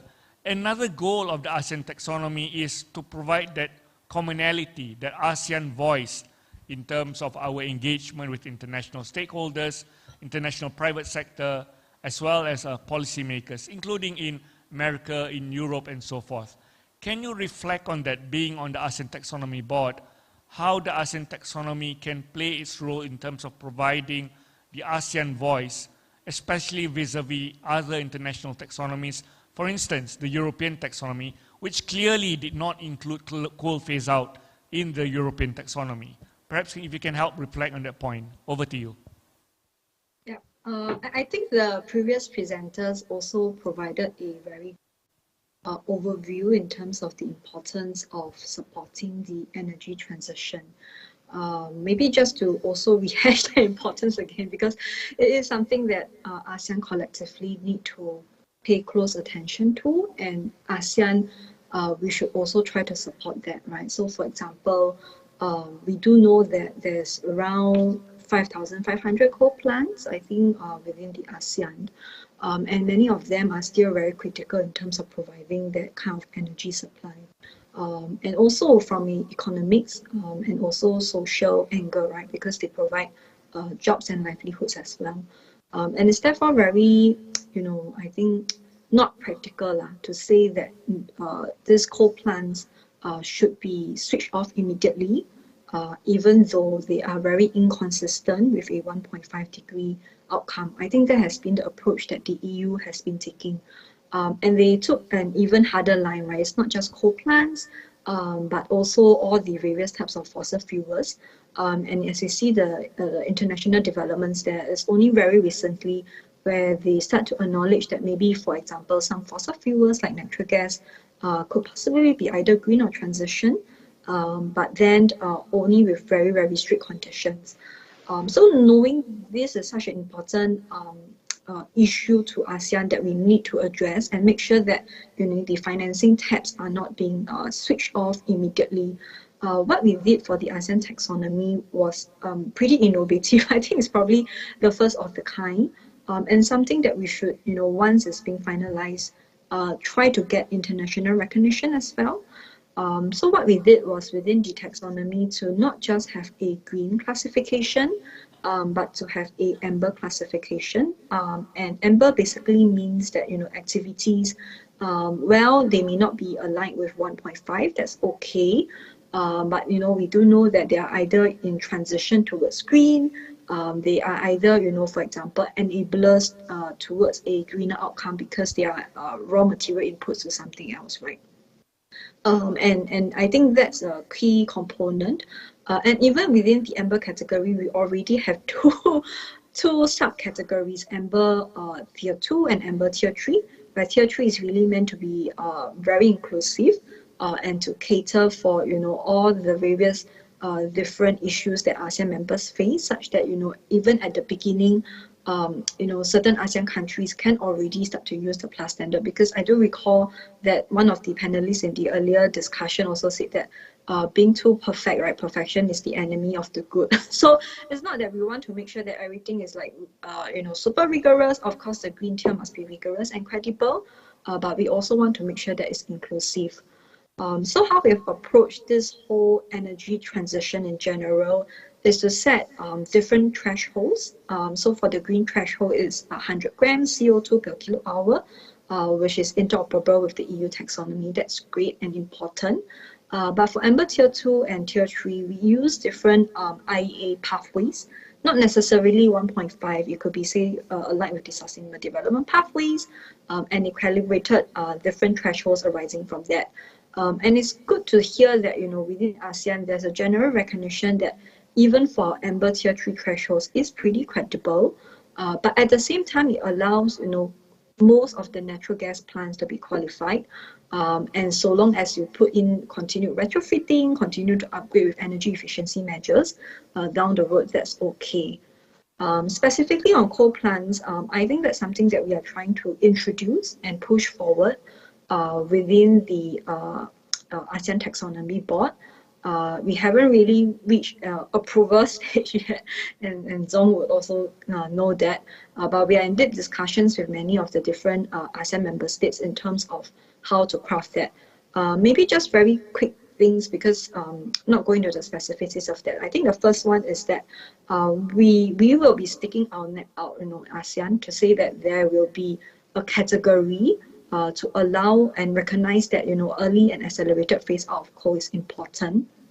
And it goes beyond just amber, but to try to nuance it such that maybe, early phase out of coal in certain very restricted conditions can also be green. It can also maybe be aligned with a 1.5 degree outcome, where, for example, a particular country's power sector may reach 2050 1.5 degrees target, right? So I think we are also trying to push the boundaries a lot to see whether that green category and definition can come in.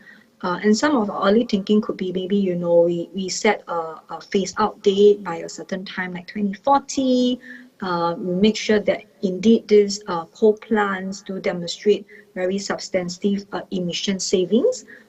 Because otherwise, if you're just saving 1%, maybe that's not substantive, but it must be pretty material. We include stuff like, for example, it could possibly fall under internationally recognized programs like the ADB ETN program or the JETP program and stuff like that. So these are just very early sensing that I do want to provide to the audience that, within the ASEAN Taxonomy Board, we're really thinking seriously hard about that. And hopefully by the time we have that publication out in March, there will be very clear guidance to both the users, to the international community, to the country on what could be acceptable. And I think that is a critical step forward, because that then provides that necessary air cover, right, to our financial institutions to be more proactive in participating in that. Because what we've been hearing so far is that in the absence of more defined thresholds and metrics, there could be quite a lot of international scrutiny, especially from the civic societies and NGOs and stuff like that.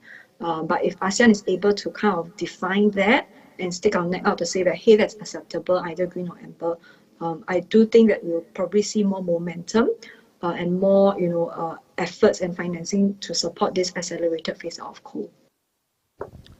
Thank you, Bian. So, ladies and gentlemen, what we've heard is, first we heard F mentioning about the right capital market instruments, and he made a reference to sustainability-linked bonds.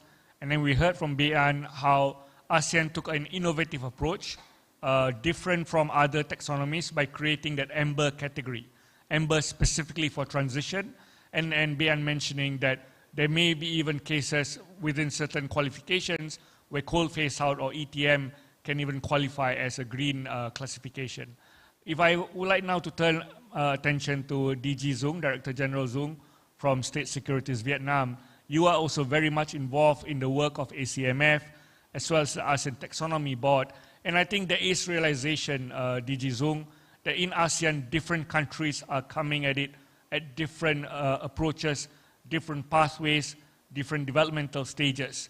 Reflecting on this, can you share with us a little bit in terms of the tiered approach in the ASEAN taxonomy?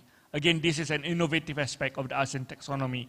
How does that promote flexibility as well as inclusivity of ASEAN member countries? Over to you. Thank you, Pasani.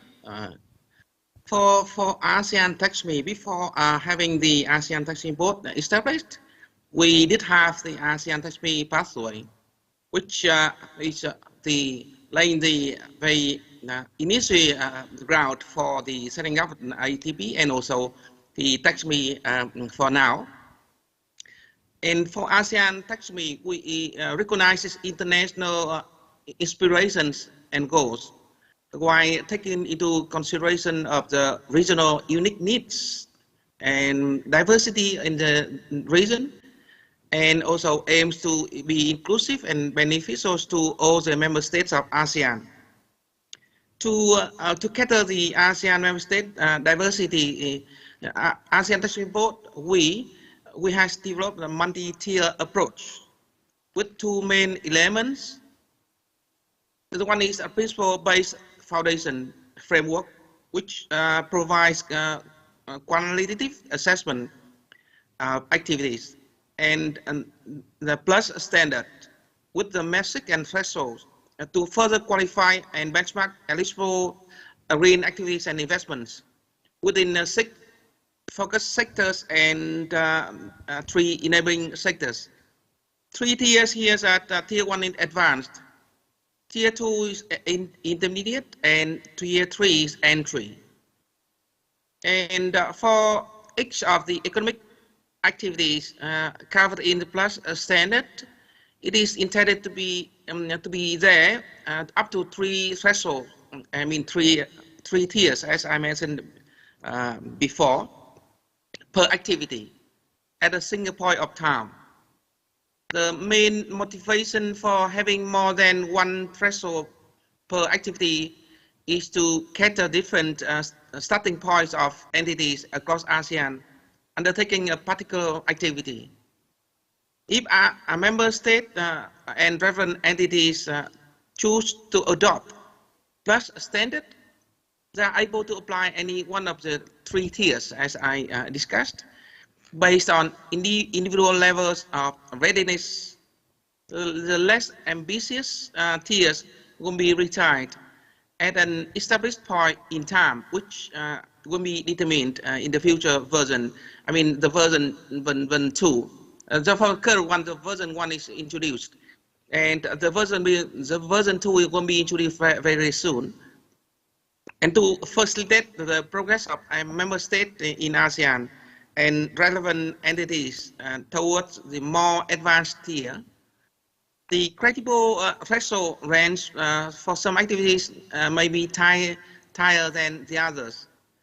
And so some activities may be less than 3 tiers as they progressed. Along with having the members state diversity inclusion in developing the tiers, we are each sector also working on whether we need to further development of the standards and guidelines, which guiding the market participants and also regulatory policies, so that we have the solve the common issues of ASEAN and also moving ASEAN toward a greener ASEAN. Thank you. Over to you, Park Sunny. Thank you, Rijizung. Here again, we're hearing about the innovative approaches within the ASEAN taxonomy. How there's an amber category created, there's multi-tiers, there's different threshold for different categories, which all allows a country to say, right, this is my pathway, this is the way I want to reach net zero and contribute towards the reduction in greenhouse gases. And so having that different threshold allows a country to have different entry points and in a way chart its own transition pathway to reaching its national and international goals. I think that's a very valuable contribution from DG Zung. If I now sort of reflect a bit on the way the taxonomy has progressed, as well as other developments in the area of capital market, if we take a step back and think of countries, many countries in ASEAN actually have their own national taxonomy. We know Philippines, Malaysia, Singapore, Thailand, Vietnam, just some of the countries already have the national taxonomy. Maybe at this point, we take a step back beyond, and I'd like to get your views on the interrelation between national taxonomies and ASEAN taxonomy. How do they work together? And if I may ask you as a member of the board, what is the value add of the ASEAN taxonomy vis-a-vis these national taxonomies in ASEAN member countries? Yeah, I think it's a very good question. And I think first and foremost, the national taxonomies that, Singapore, Malaysia, Thailand, Indonesia, Vietnam, and all other countries are doing, it has a symbiotic relationship with the ASEAN taxonomy. And the reason why I frame it that way is because I do see strong merits in making sure that, the national taxonomy is interoperable with the ASEAN taxonomy. Right? Interoperable doesn't mean that it has to be 100% aligned. That means all your thresholds and criteria are all aligned. But to the extent where, for example, there's alignment in terms of what are the key outcomes, like the environmental objectives that you want to set. How do you want to determine what is considered good thresholds, like the methodology and stuff like that? What could possibly be green? I think green, at least to make sure that it's reconcilable and probably aligned. That's very important. But yet at the same time to give both the ASEAN taxonomy and the national taxonomy some leeway and degree to customize a bit further, because ultimately the ASEAN taxonomy is meant to represent the voice of all ASEAN members. Different members have different starting points. We have to respect that. And how we really tried to really incorporate different starting points was by having this 3-tier categories that I was talking about and DG Zong was talking about, right? But even then, maybe the country may say that perhaps my starting point is slightly different, either it's lower or higher, and they may want to make such calibrations in the national taxonomy. I do think that's okay, that should be allowed to ensure that, they are also able to direct that necessary financing into these domestic activities that overall still help them move towards that net zero outcome. So I think that's the first thing that I wanted to put on the table in terms of that relationship. The second one would be then, for example, if a national taxonomy is stricter than the ASEAN taxonomy, then what will happen, right? I think for that kind of instances, again, it's really up to, I would say, the finances to determine how stringent they want to safeguard and make sure that their portfolio is green or transition, right? To the extent where, for example, the FI is prepared to use a slightly lower threshold, they then will be able to use the reference to ASEAN taxonomy, and that's okay because the ASEAN taxonomy provides that guidance, is endorsed by the taxonomy board, and it's something that will be put out in public for reference, right? But if the FI so prefers to accelerate the way that they try to decommonize a certain portfolio because of whatever reasons they want, maybe they can then refer to national taxonomies that are stricter, and that's also okay.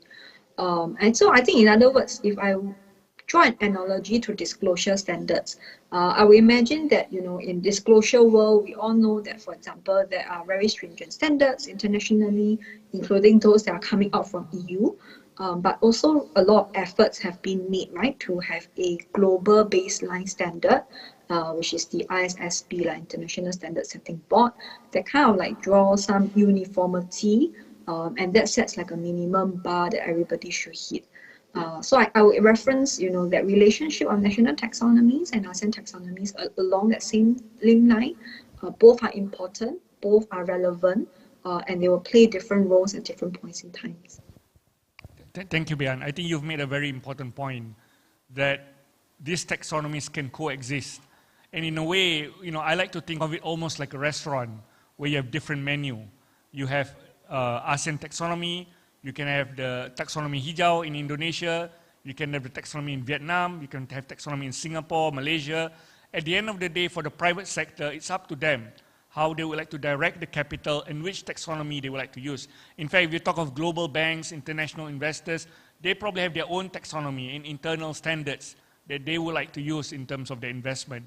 So ultimately, what we are doing vis-a-vis the private sector is providing the argument, providing the air cover, as you say, to provide them the reason and the rationale to invest in transition.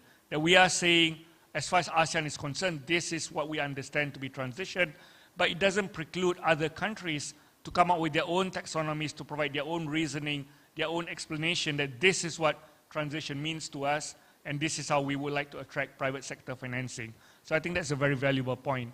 F, you're my loyal panelist with me on the stage, so I do not want to sideline you in any way. Perhaps you'd like to share your thoughts on any of the earlier points that were brought up by Bean and DG Zung on, because I know you were also involved in the ASEAN taxonomy through co-chairmanship of the ACMF Sustainable Finance Group. How did you see the development of the taxonomy providing flexibility and inclusivity to ASEAN member states? And how can that also interrelate with the point of national taxonomies and regional taxonomy?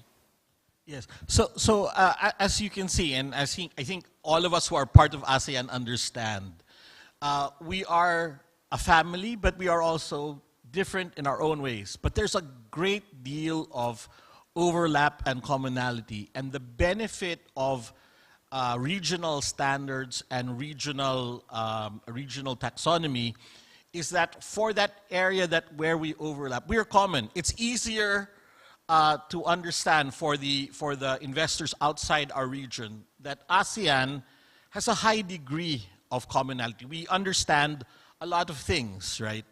But as another of our friends points out, there may be fried rice in each of the 10 ASEAN countries, but we cook the fried rice a little different. In the Philippines, maybe we have a little more garlic, and maybe you have a little more sambal in Indonesia, and maybe you have in Malaysia, and you may have a different way to cook it here. But we all know it's fried rice, and when we speak to the outside world, we say, "This is our fried rice. Come taste the differences of ASEAN. Choose what you think is good for you." So now drilling down more practically from that kind of an analogy. The challenge that the regulators saw was that it is difficult for investors to look at 10 different things at the same time. So to the extent that we can build commonality, it makes the due diligence requirement for the investors easier. So we try to blend together. But as we also just saw in the structure, the differences in the structure between PTSMI and the national ETM program of Indonesia, and this private sector attempt by AC Energy on a corporate level, there can be different approaches, even though they have the same goal, which is to attract investment for early coal retirement and achieve our nationally determined contributions, right? So there's always practical room, real practical room for variation in ASEAN among the different ASEAN countries, because we are diverse, but we are working together to make it easier for investors to find their way to invest in our energy and our total economy transition to a more sustainable economy. And I think all of these efforts that we are cooperating on now under the chairmanship of Indonesia for 2023, I think we're making great progress. Thank you, F. On the point of fried rice, nasi goreng, we also heard from Commissioner Kelvin about soup bontot. In Malaysia, we call it soup ekor, or in Penang, we call it soup ekong. So, there's different types of delicacies, different food. Ultimately, the private sector will make a decision. It will look at the regional taxonomy as a commonality, but it can also look at national taxonomies as a way to provide that reasoning and the rationale to finance transition. I'd like to move a little bit away from the taxonomy because we have about 10 minutes in this session. Otherwise, Ibu Rani will come after me. So I wanted to just maybe reflect a bit on transition standards, which is another development that is just beginning, I would say. You know, I think we've heard the first very preliminary discussion yesterday and the day before in the working capital market development group. Ibu Nela was there, as well as the joint meeting ACMF WCCMD yesterday. Maybe I'd like to first go to DG Zung before I go to Bian, in terms of reflecting on ASEAN transition standards and you know, thinking about your experience in Vietnam in terms of the Vietnamese taxonomy, the way the Vietnam has been developing its approach to transition. Why do you think potentially, we don't know whether it will happen, but assuming we can achieve and develop ASEAN transition standards during Indonesia's chairmanship, which I understand is a priority for Indonesia as well as for the region, what do you think will be the value add of an ASEAN transition standards, both in the context of Vietnam as well as the region? Over to Thank you. Thank you, Pak Sunny. So from my point of view, that most of the ASEAN member states are really in the transition period of time.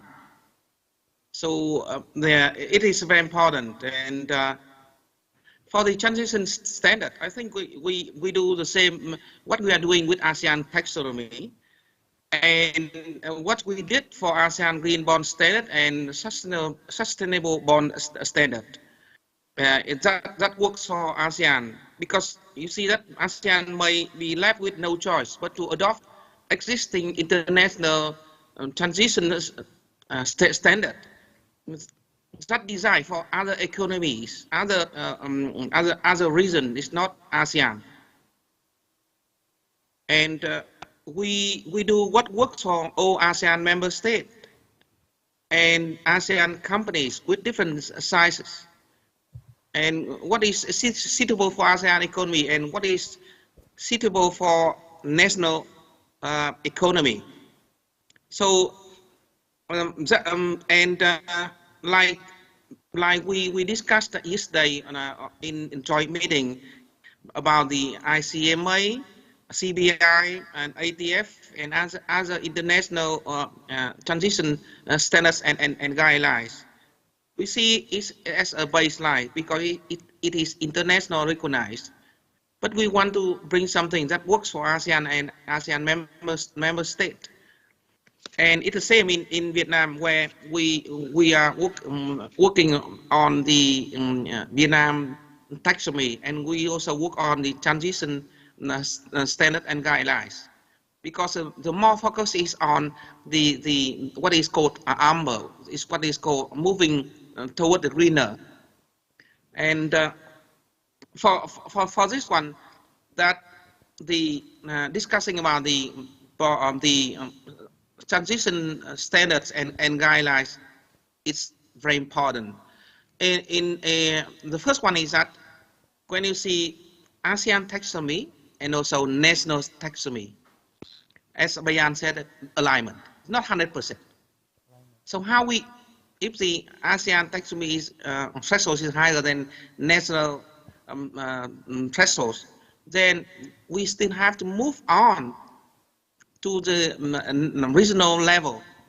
So how? If transition standards is there, and also for national standard, when we want to move and want to change the system, want to change the structures and also want to mobilize more funds to move on to a higher level, to be in the amber level of ASEAN.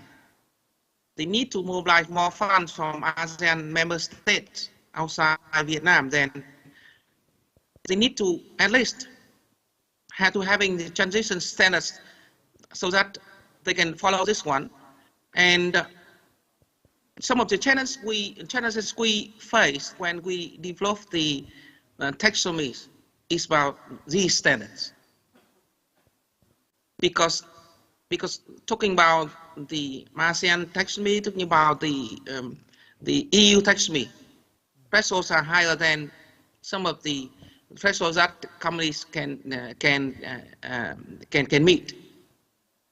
So the question becomes the companies and from the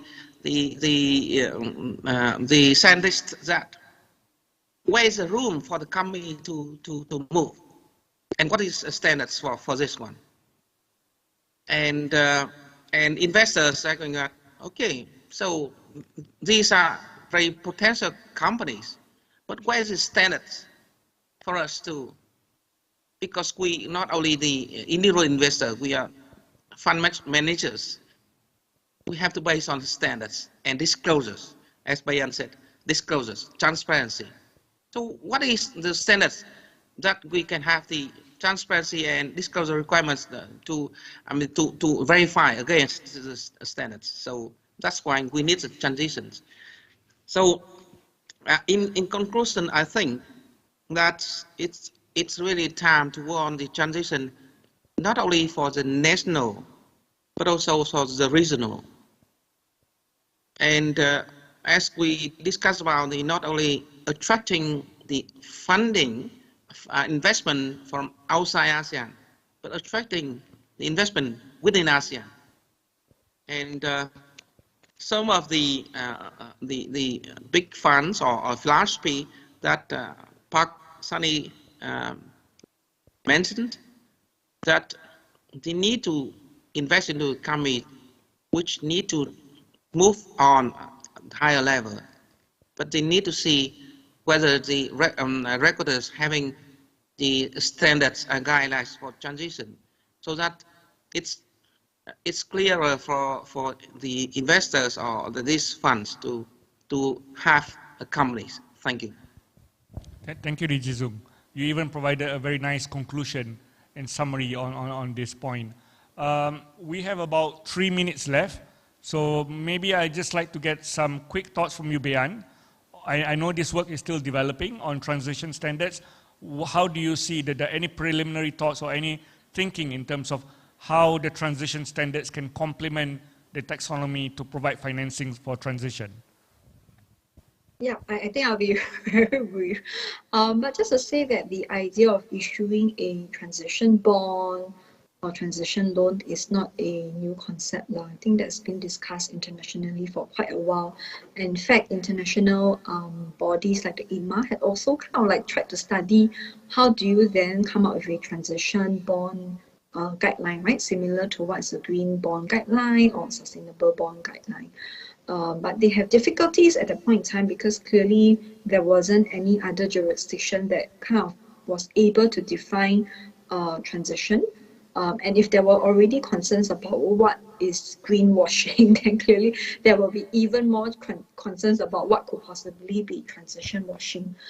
So I'm very hopeful that if we are able to do the ASEAN taxonomy well with this transition guidelines there, that can provide an avenue, for example, for the ASEAN community to think about what could possibly be a ASEAN transition bond or lending loan framework. But yet, at the end of the day, try to align with international principles, for example, like their requirement of use of proceeds, monitoring, disbursements, and stuff like that. Because those frameworks are very useful, right? It's important.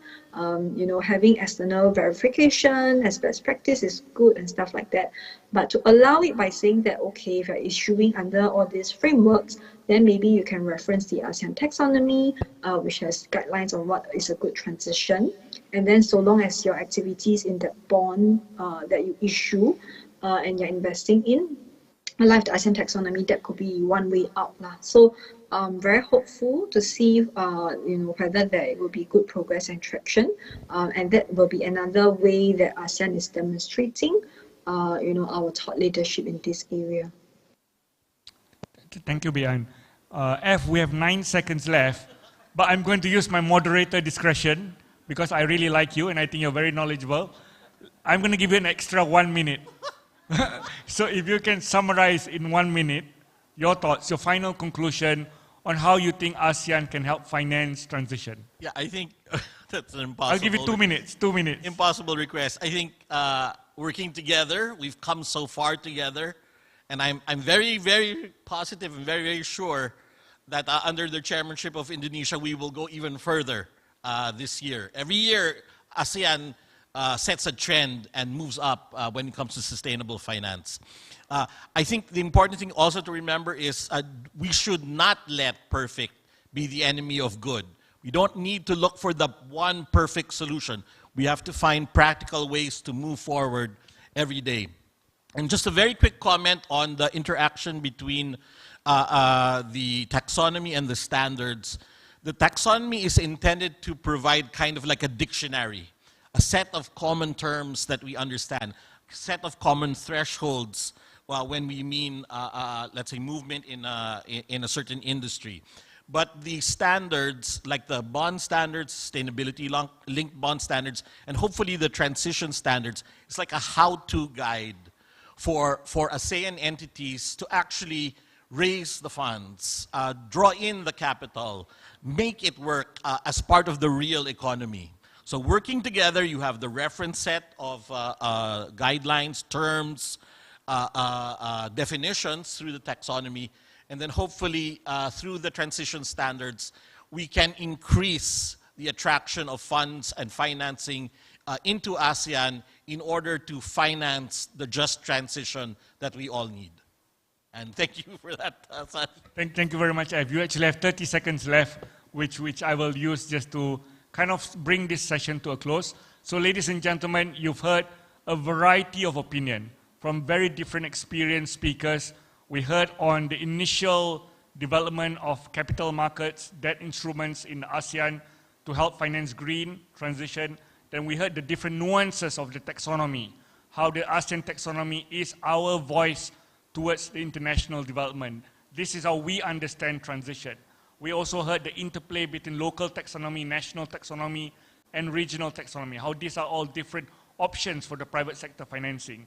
And finally, we heard about transition standards, how this can provide further clarity in terms of helping the private sector understand ASEAN's perspective, Indonesia's perspective, country's perspective, in order to finance transition so we can all reach just and affordable transition.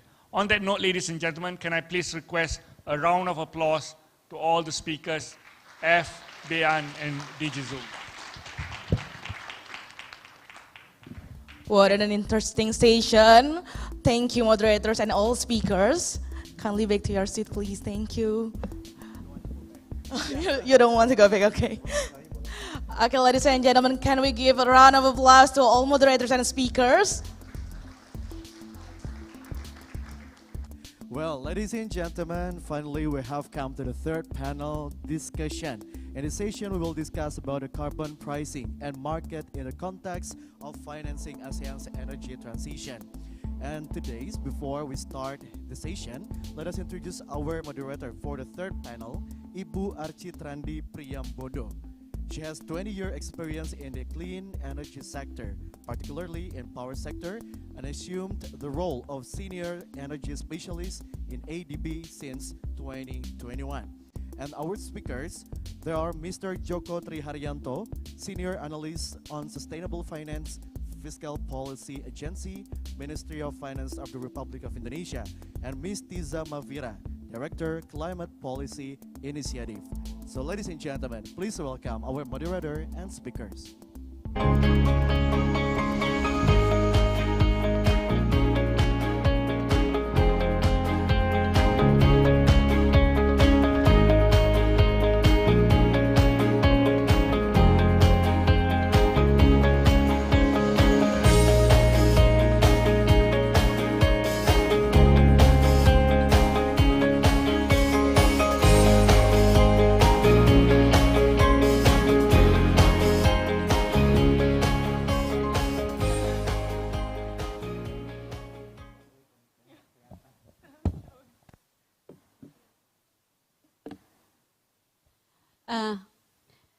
Good morning, ladies and gentlemen. So in this session, we will discuss about the carbon pricing as a climate finance tool to catalyze energy transition in ASEAN and developing economies. Carbon pricing is an approach to reducing carbon emissions that uses market mechanisms to pass the cost of emitting on to emitters. By putting a price on carbon, society can hold emitters responsible for the serious cost of adding greenhouse gas emissions to the atmosphere. Carbon pricing and the market instruments, carbon market instruments, working in conjunction with the sustainable finance taxonomy and a robust regulatory framework would create a conducive enabling environment for the energy transition.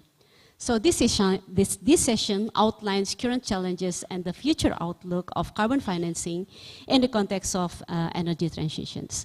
So without further ado, I would like to request Pak Joko Haryanto to provide his share his knowledge on the progress and challenge of the carbon pricing in Indonesia, especially from the perspective of the government readiness in implementing carbon pricing in Indonesia.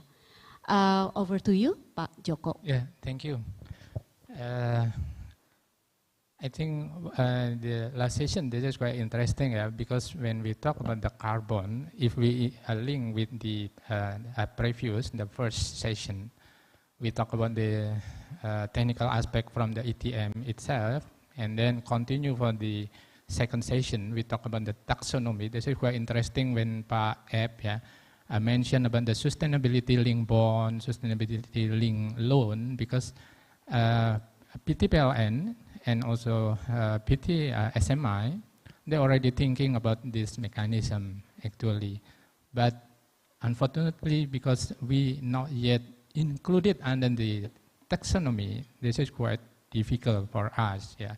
Even from the PTPLN itself, when they already deal with the ADB and also other MDBs like a World Bank, mentioned, please, actually World Bank are really interested to give like the guarantee for PTPLN to issue sustainable linked bond. And then PTPLN also mentioned to us, please give from the government facility, please give the PTPLN like a counter guarantee so they can issue their sustainability linked bond. At the same time, PTSMI also will deal with the ADB, on the performance result-based lending or sustainability linked loan and also other mechanism. But the basic problem, refers go back to the taxonomy. So this is very important why we fight until the last effort, and then the ATB, because this is very urgent, not only for us, but also for the developing country.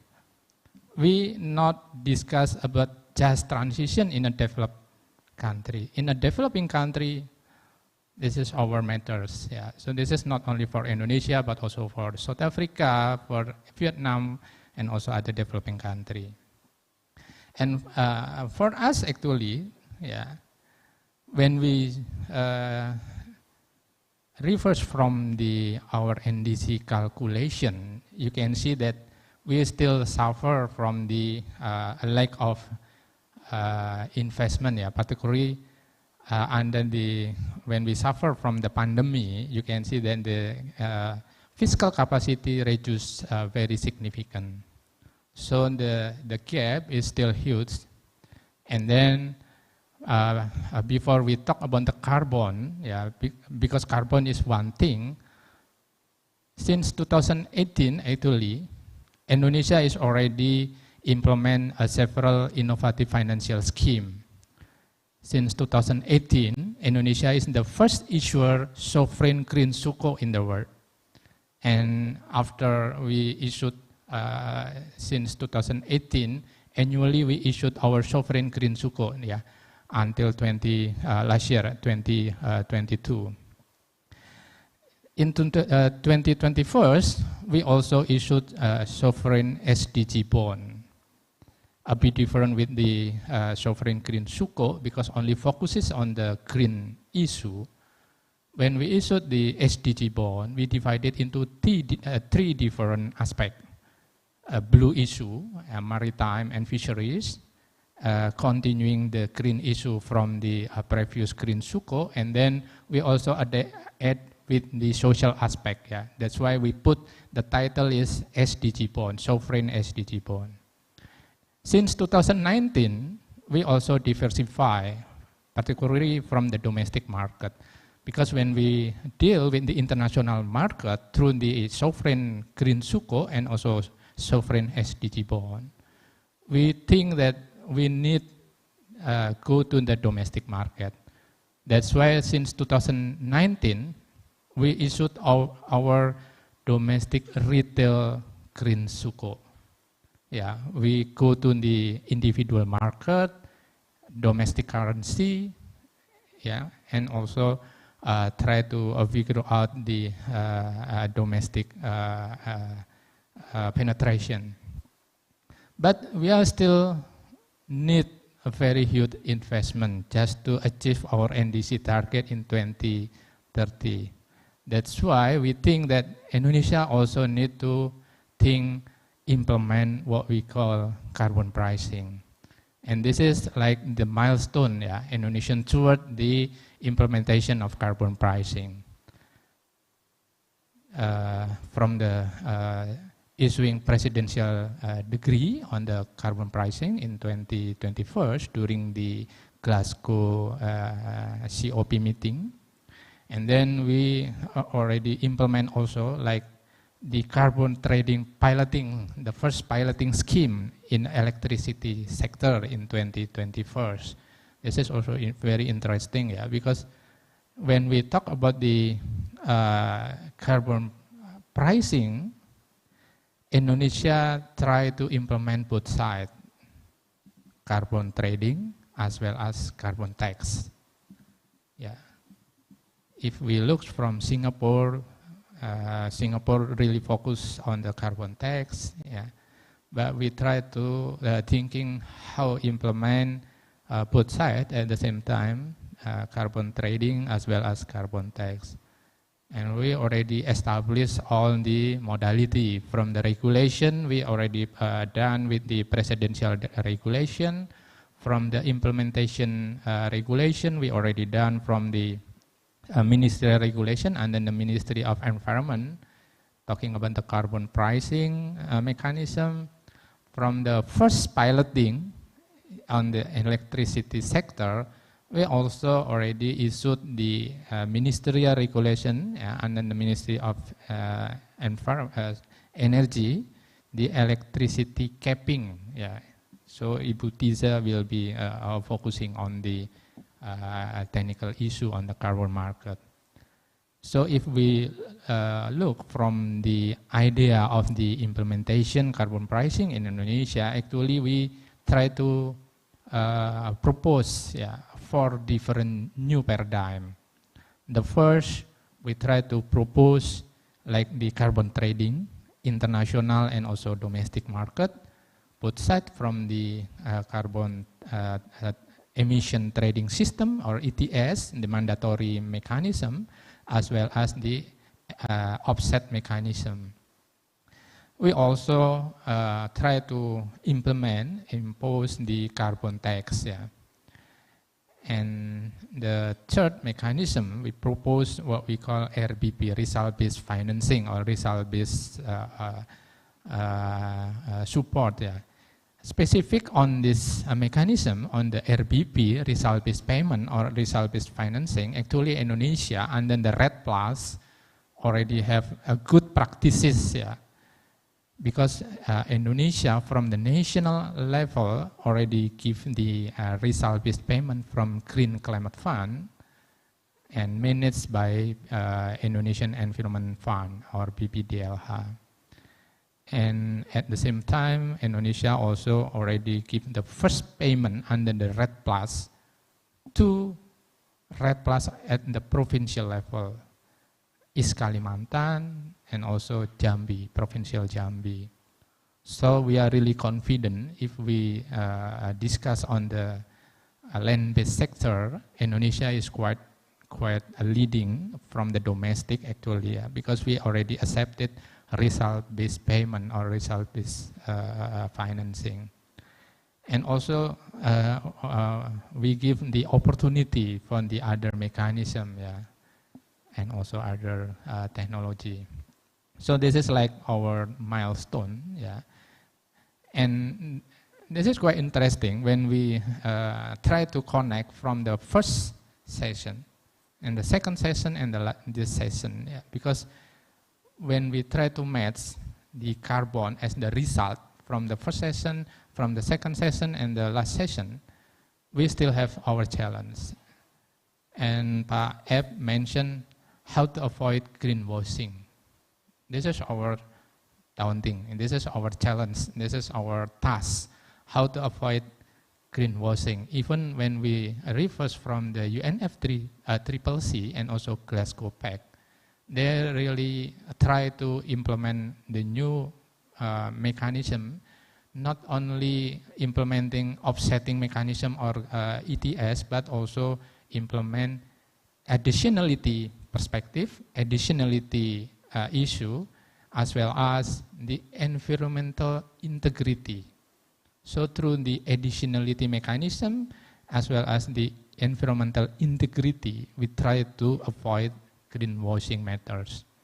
And the second thing, already discussed on the second session, transition finance framework has not yet implemented, including on the formulation of global taxonomy.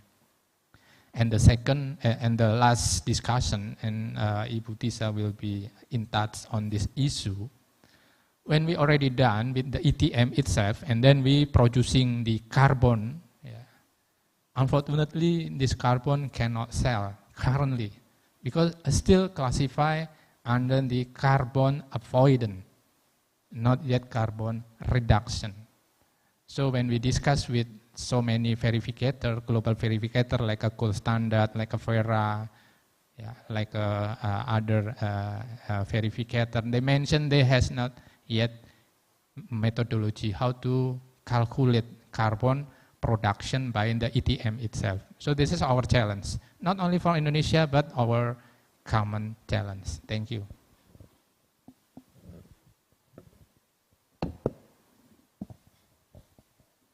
Thank you very much, Pak Joko. The next speaker will be Ibu Tisa Marifa, the Director of Climate Policy Initiative. So Ibu Tisa Marifa will explain the approaches and the global carbon pricing in the market and the effectiveness as a financing instruments for the energy transition. Thank you. Thank you, Bu Chitra. Thank you, Pak Joko, and good afternoon, ladies and gentlemen. I think I'll be explaining a little bit about the recent trends and recent developments of the carbon market, but this is in the context of carbon pricing, as the universe of carbon pricing, as Pak Joko mentioned. There's elements of, there's carbon tax, there's carbon trade, there's carbon offsets, as well as results-based payments. And I'll be explaining, what the different types of trend developments that we see in the world today. Oh, can I have the clicker? Thank you.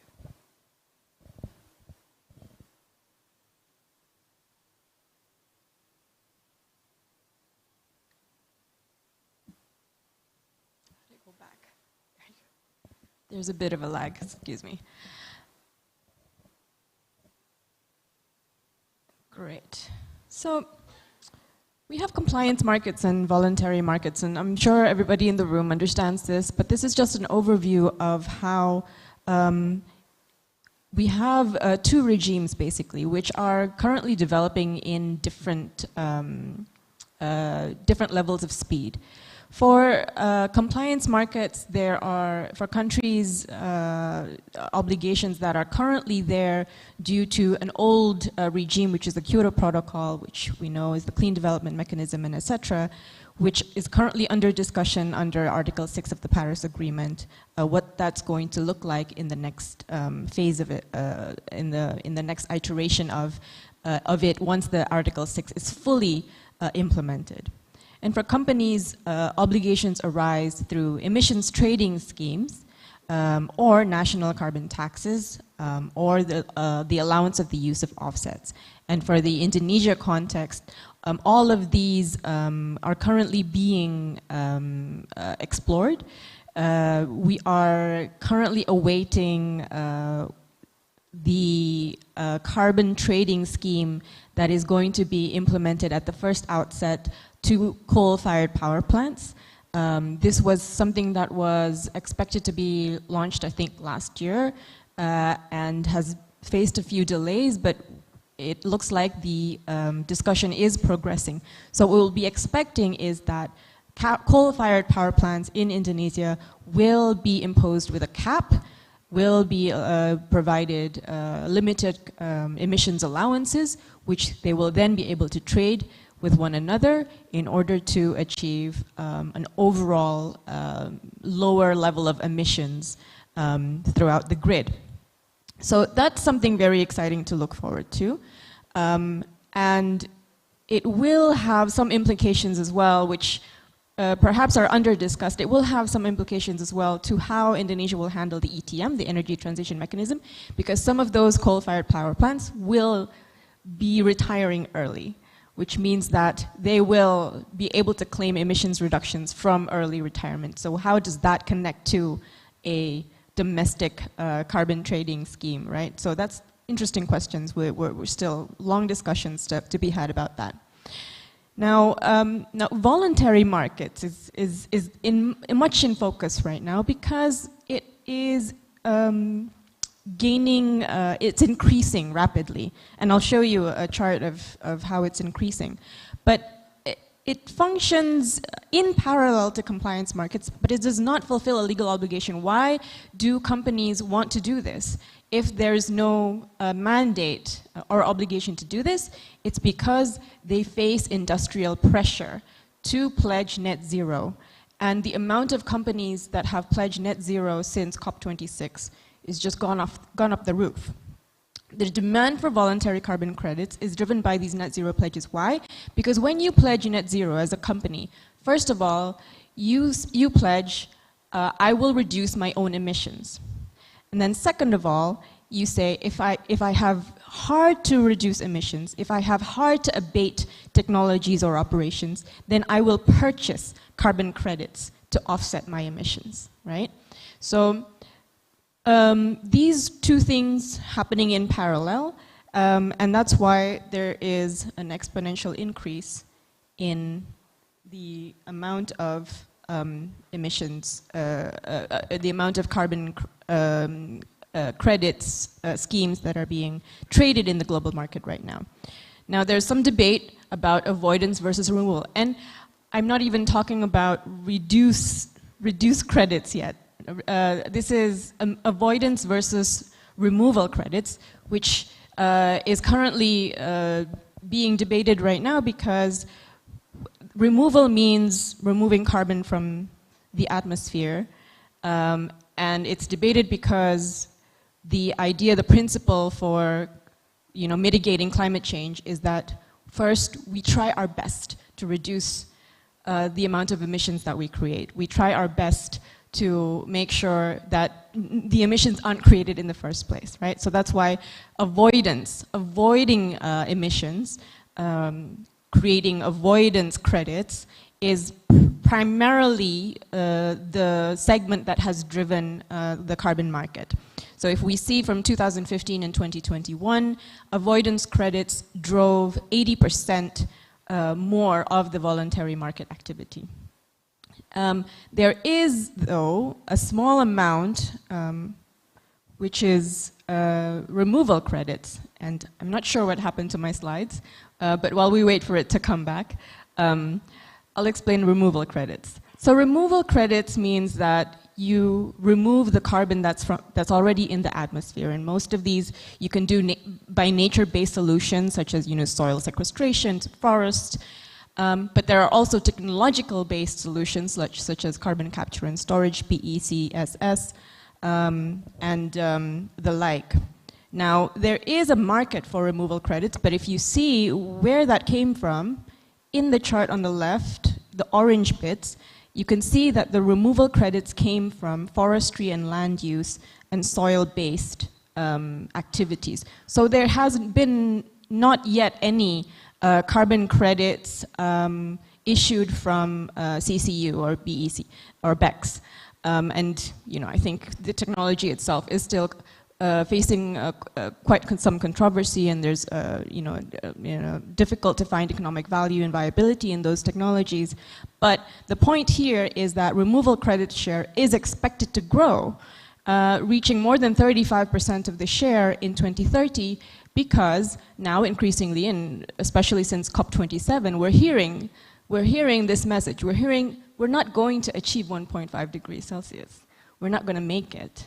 What we're hearing is that there's no other way. We have to reduce emissions, but we also need to capture the emissions from the atmosphere. So because we're increasingly hearing this, we're going to expect more removal credits to grow. So the voluntary carbon market is growing rapidly.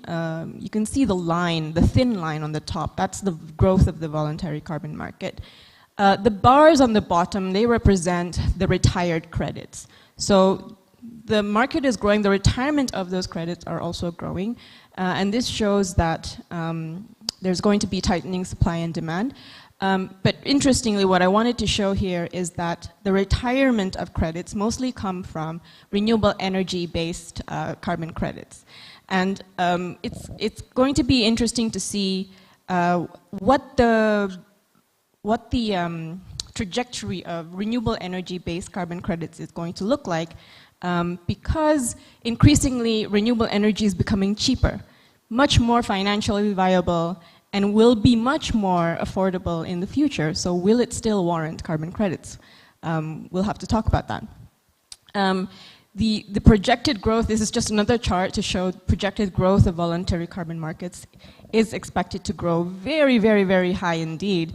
From 2020 to 2030, it's going to just go up the roof, right?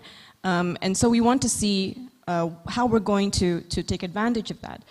One note that I also wanted to emphasize, and this just follows from my previous slide on retirements, is that in many parts of the world now, renewable energy does not need an incentive, right? The prices are falling. And if it does, usually it's not a financial incentive that it needs. Usually it's because there's a regulatory barrier, a policy barrier that makes it difficult to accelerate renewable energy in a particular jurisdiction. But it's rarely purely a financial barrier. So if the hurdle isn't a financial barrier, there is no need for carbon, because the principle for carbon markets is that you have to have additionality. It needs to be something that wouldn't have been possible if we didn't have carbon finance. So where does this leave us in the future, right? Now, as an added complication, what does this mean for the energy transition mechanism? Now, the energy transition mechanism is an interesting point. It's new. It's not just about financing renewable energy. It's about financing coal retirement, and it's about financing the just transition of that early retirement of coal. So actually, it is more expensive than a regular project. It's more expensive than a regular renewable energy project. There's lots of financing pledges going into the ETM structure. There's JETP, there's ADB, there's CIF Act. What does this mean for the financial viability of an ETM project? What does that mean for the viability of carbon credit financing on top of those blended finance instruments that are already pledged? So those are the relevant questions that we need to discuss. At the moment, there is no established carbon credit methodology for early coal retirement. As Pak Joko mentioned, it's difficult to classify it as avoidance credits. It's difficult to establish the additionality, as well as the taxonomy of it. There's optics issues in saying we're going to be financing coal or refinancing coal or acquiring a coal plant and saying it's green, right? Just basically, there's an optics issue. Especially for all those companies that have pledged net zero and coal divestment. So the transition discussion, the taxonomy discussion is very important, but so is coming up with a credible methodology to finance this with carbon credits.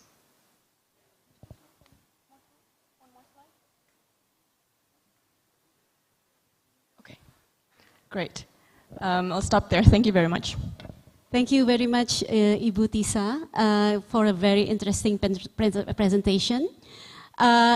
In fact, it gave a good segue to last discussions on the compliance market and also the carbon pricing.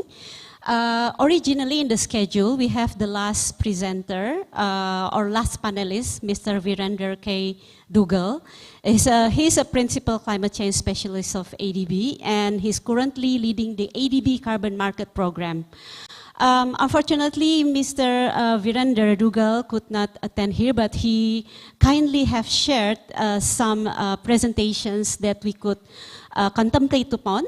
So over to the, can I ask the assistance of the IT to show the slides, and I will also try to summarize what Mr. Virender Dugal would like to share in this session.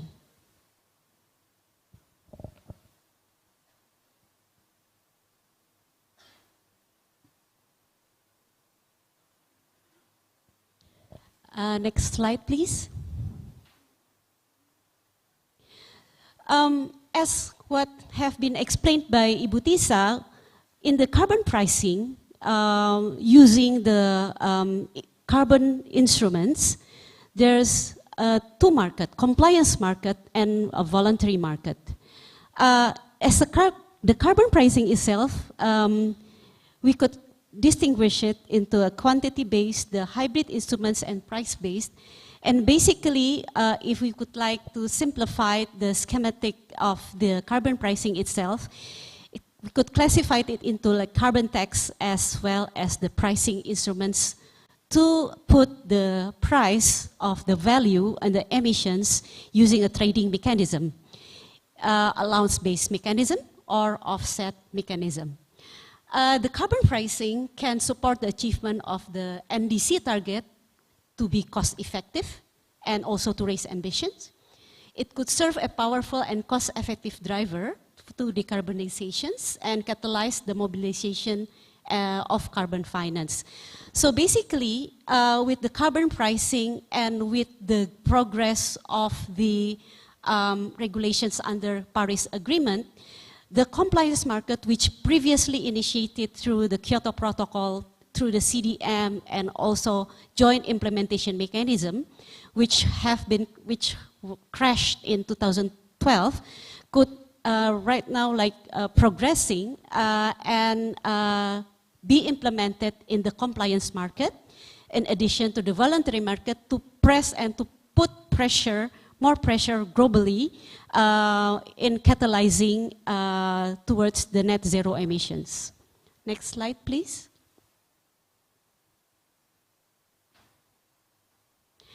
So this slide provides the development of carbon market or carbon pricing in Asia Pacific.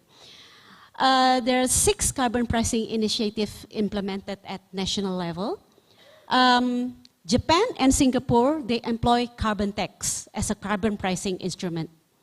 While Kazakhstan, New Zealand, Republic of Korea, and People Republic of China has launched the national emission trading system. And Indonesia currently has announced the implementations of the pilot hybrid cap trade and tax system, as have been also mentioned with Ibu Tisa Marifa, sorry, and also have explained by Pak Joko about the carbon pricing mechanism that right now is currently ongoing progress to be implemented in Indonesia. Vietnam, Thailand, Philippines, and Pakistan are considering adopting a carbon pricing instrument as well. Next slide.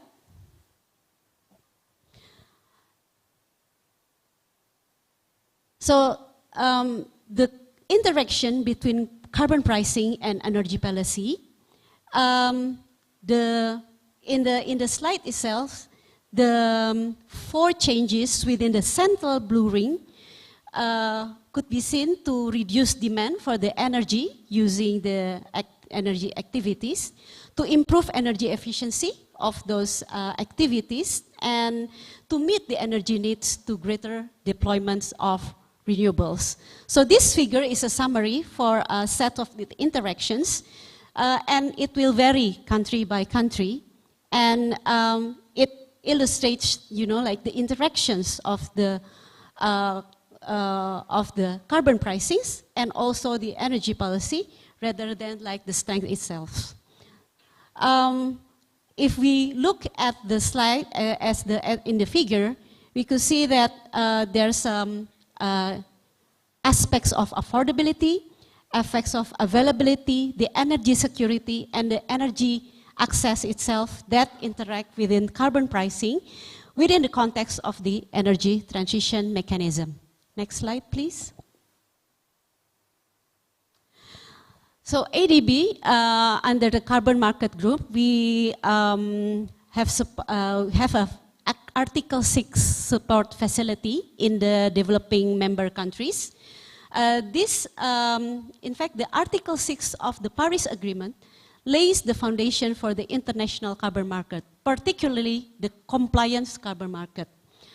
And it provides a foundation for cooperative approaches, a bottom-up approach to market mechanism, which is Article 6.2. And as a continuation of the Kyoto Protocol for the CDM, there would be a development of sustainable development mechanism under the Article 6.4. This is a top-down centrally governed mechanism through which the public and private entities can support the greenhouse gas emission reductions and sustainable development. Next slide. So ADB has provided the support to this Article 6 support facility. Based on the lessons learned from this support, the readiness of the Article 6 carbon market in the region is summarized in these presentations. Asia and Pacific hosted around 80% of the overall clean development mechanism projects earlier and until now. And in fact, there's a strong foundation to develop future carbon market under Article 0.6 based on the past regime itself. But the question itself right now, how credible it is to use the past emission credits in the future carbon market. The countries are interested in the Article 6 as an important tool to meet its NDC commitments, and also have taken some actions. For example, like Thailand, the country has taken early action to operationalize Article 6 by signing a cooperation with the Switzerland government. Vietnam, Thailand, and Indonesia are all parts of the A6SF, the Asia Article 6 support facility of ADB, and we are collaborating right now on the national policy frameworks to implement this Article 6. There are also like pilot projects under Article 6 of the pilot agreement in Thailand, Philippines, and Mongolia. The next slide would be the final slide to describe the challenges of the carbon pricing and financing under Article 6 for the energy transition mechanism. There are three aspects here that could be highlighted. As mentioned and highlighted by the other panelists, there's no methodology, ETM methodology currently available. Under Carbon Market Supergroup and our division as well, our ETM group, we are right now trying to develop a methodology to estimate the carbon avoided and how to have a credential carbon credits from ETM to be later on be provided as a financing, also like to catalyze financing for viability of transactions. In fact, our team also worked together with a CPI, RMI, and also local Rockefeller Foundations in a technical working group for developing carbon credits for accelerated carbon transition, accelerated coal transition under Article 6.2 of Paris Agreement. In terms of institutional readiness, there are some challenges that data linkages within host country to avoid double counting are still not yet in place in some countries. Host country readiness to approve and account to international transfer mitigation outcomes. This is a real challenge. In fact, last year, the Indonesian government has issued implementing regulation for a carbon market mechanism, but to trade it internationally, there's still work needed to develop and also to issue regulation to account for international carbon trading and also to account for the international mitigation outcomes, which is transferred credits between countries. And also pricing. Many factors involved in determining the appropriate pricing. So what's the appropriate pricing that we could put for carbon credits from the energy transition mechanism, from for accelerated coal retirement, for examples. Remaining lifetimes of the coal power plant itself, the debt equity positions, grid tariff, coal price, grid mix. That would also account to determine what's the suitable price for these carbon credits. The same factors also apply when we design the financing instruments. And right now, in terms of the methodology development, in Indonesia, the pilot projects of IPP transactions that currently developed in Indonesia, supported by the Indonesian government, and ADB is heavily work on that, is to try to develop methodology, but also to apply it in the pilot projects and working with the private sector as well as also the utilities in the developing markets, like for example with PLN. So I think with this summary of the presentations, I would like to end the sessions of these carbon pricing sessions. Thank you very much, Ibu Tisa, Pak Joko, and I would also thank Pak Virender, which is not currently here, to share his view and his slides for this session. Thank you. Thank you, ladies and gentlemen. Please give a round of applause for our moderator and also speakers for the third session of this discussion. Moderator and also speakers are welcome to back to your seat again.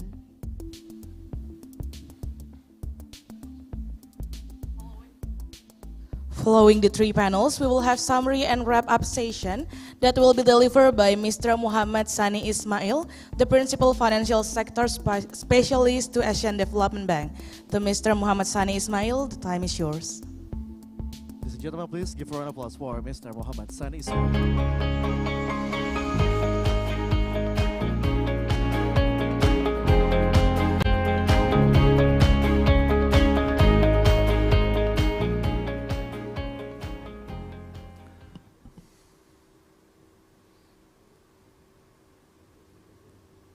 I have to check my watch to see the time. Assalamualaikum warahmatullahi wabarakatuh. Selamat siang semuanya. It's my pleasure to be back here again. So the organizers asked me to provide an overall summary for your benefit and for my benefit as well of the seminar that we had today. And I was just talking to F on what exactly I should be saying in this summary. He told me eat more nasi padang and eat more nasi uduk. Then you will have the idea of what to summarize. So anyway, ladies and gentlemen, I think we have really benefited from this seminar. This is a follow-on from the virtual seminar we had. Of course, I have to acknowledge Ibu Nella for coming up with this suggestion to have this seminar. And I must say that the ADB team really delivered in terms of organizing, of course, with the host, Bank Indonesia, Ministry of Finance and OJK, to have this seminar, which is really great. And it has brought together different thoughts, different thinking, different ideas, different issues for our further consideration and discussion. So if I can just summarize, going through the different sessions, we of course started off with Commissioner Kelvin Lee from Securities Exchange Commission Philippines. In his opening speech, he provided a broad kind of framework in terms of the importance to finance transition, as well as the context for ASEAN in terms of ASEAN sustainability, how we are now in this present moment at a critical point juncture where we need to make that transition and ASEAN needs to take action in terms of sustainability. Then we heard next from Ibu Nella from BKF, Ministry of Finance, in terms of Indonesia's commitment and its strategy to close down coal-fired power plant in a just and orderly fashion, as well as the important need to finance, that we cannot just talk about closing coal-fired power plant, we must also discuss the financing strategy.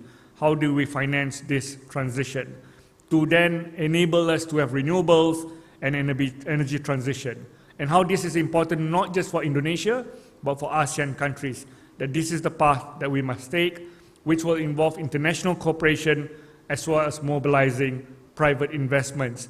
These are the two key areas, international cooperation and mobilizing private investments for just transition. So after the two opening speeches from both Commissioner Kelvin and Ibu Nella, we had the first session, which set the tone for the seminar today in terms of the details of energy transition. We had some very good speakers. Of course, we had Ibu Chitra from Asian Development Bank, who explained ADB's concept, ADB's thinking on energy transition ETM. And she highlighted the 4 Ps of people, power, policy, as well as partnership. That is being, it's very catchy, the 4 Ps of energy transition, and how ADB played its role to support Indonesia in terms of its energy transition policy. After that, we heard from Pak Joko, who's actually very popular because he was on the stage twice. And Pak Joko provided the explanation in terms of Indonesia's approach for ETM, the national policy context, really showing the government's strategy, the government's commitment for energy transition, as well as making the appeal of how we can look at this from a broader context of Indonesia's economic development. What I found very interesting about Pak Joko's presentation is he also made the distinction between the country platform of South Africa as well as the country platform in Indonesia. How Indonesia, as he said, the first thing that the government did was to appoint PTSMI as the manager of this country platform, putting the country right in the middle, ownership for the country platform. And of course, we know PTSMI have an important role in terms of managing the country platform for Indonesia's ETM. After Pak Joko, we heard from Mr. Mati from ASEAN Energy, Philippines. I thought this was a very interesting presentation for 2 reasons. First, if you think of it, at the moment, Philippines, Commissioner Kelvin, correct me if I'm wrong, is still developing the national taxonomy for Philippines. So it's not ready yet. But yet we saw ASEAN Energy being able to have the first private sector-led transaction to close the coal-fired power plant. That means what ASEAN Energy has proven to us is that it is possible. It is possible to attract private sector financing, debt and equity to close coal-fired power plants. So that is a very innovative approach, I would say a very interesting example of how we can use different methods, innovative approaches to have the transition. And I think we should consider ASEAN Energy as one of the examples of private sector financing for coal phase out. Next, we heard from another speaker who, let me get the name correctly, Lawrence Ang from Climate Smart Ventures. What I got was a summary of the session, and one of the quotes that he mentioned that resonates with me is, "Don't make perfection the enemy of progress."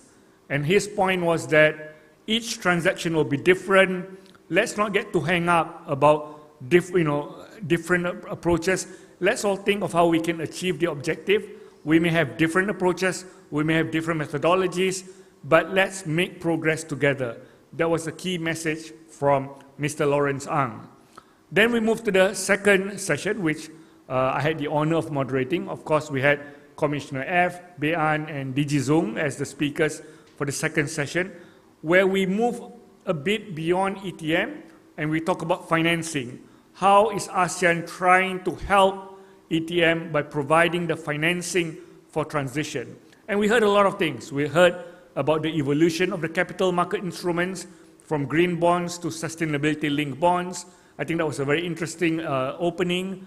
Then we heard about how the ASEAN taxonomy was something that was innovative. It was different from the European taxonomy because it provided a specific category for transition. The ASEAN taxonomy also provided different tiers that you can choose your entry point. Different countries have different entry points, and that allows flexibility and inclusivity. And then we ended that session by discussing a bit in terms of the new development of the ASEAN transition standards. This is still something new, a work that is still in progress, and we are hoping with this ASEAN transition standards that hopefully can be delivered under the Indonesia's ASEAN chairmanship, there will be more clarity. Because essentially, ladies and gentlemen, when you're talking about financing transition, it boils down to how you as the fund seeker are communicating to the fund provider. How do you communicate to them that this is a viable investment? You should put your capital in this investment for X, Y, Z reason. That's what's important with the ASEAN transition standards that's still developing. That was the second session that we had. And finally, we closed this seminar series with a very interesting session on carbon market. We heard a lot of different speakers. Again, Pak Joko started by presenting the Indonesian perspective of carbon market, the initiatives that has been taking place. Very interesting, his point on how ETM is still considered as carbon avoidance. So that's something for us to work on, to see how we can look at ETM and energy transition to get the credit necessary to develop the carbon market. Indonesia, I know, is already making progress in this area. OJK has already come up with the regulations, and IDX, Bursa Efek Indonesia, has already started the work in terms of having the exchange for carbon market and carbon trading. After Pak Joko, we heard from Ibu Tiza from Climate Policy Initiative. I thought which was a very interesting presentation on the two difference between compliance and voluntary market. And I like the point that she made that with more increasing net zero pledges, there will be increase in the voluntary carbon credit. And that was a very interesting point because that's the direction. She showed some interesting graphs of the trajectory going forward. And of course, finally, we heard, well, VK couldn't do the presentation, but Ibu Chitra kindly stepped in to explain a bit from ADB's perspective the different challenges in terms of carbon market and carbon trading, in terms of the methodology, the pricing, as well as the institutional readiness. So in summary, ladies and gentlemen, and I'm on time, Ibu Rani, because I got 50 seconds left. In summary, you've heard a lot of interesting points. You've heard the view of ETM, why it is so important. Remember, we cannot have renewables without closing down coal-fired power plants. We need that transition. We are not European countries, we are Asian countries. We need transition. We need to close the coal-fired power plants. Then we can have our renewables and we can reach our net zero and international commitment. You heard about the financing aspects. You heard about the ASEAN taxonomy and the ASEAN transition standards. And finally, you heard about carbon markets. You've also been, you've also been given views from a lot of international speakers as well as Indonesian speakers providing their views of Indonesia's commitment to achieve just and affordable transition. On that note, thank you very much. Assalamualaikum warahmatullahi wabarakatuh. Thank you, Mr. Sani Ismail, for giving us a very concise yet informative summary of our panel discussion. Exactly. Excellencies, distinguished guests, ladies and gentlemen, we will conclude this seminar with a closing remarks. May we now invite Bapak Wawan Juswanto, Chief Change Management Officer to the Ministry of Finance of Indonesia, to give and deliver his closing remark. Bapak Wawan, time is yours.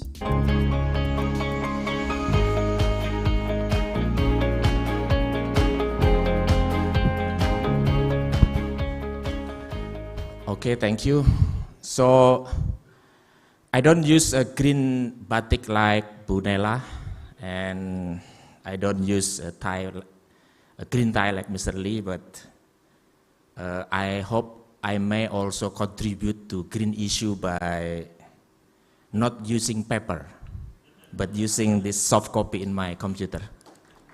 So I hope it could contribute to reduce the deforestation, right?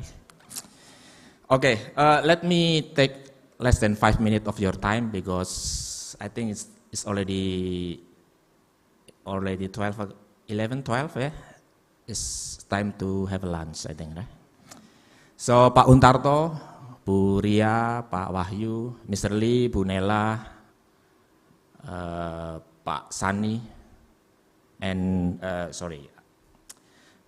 Mr. April, right?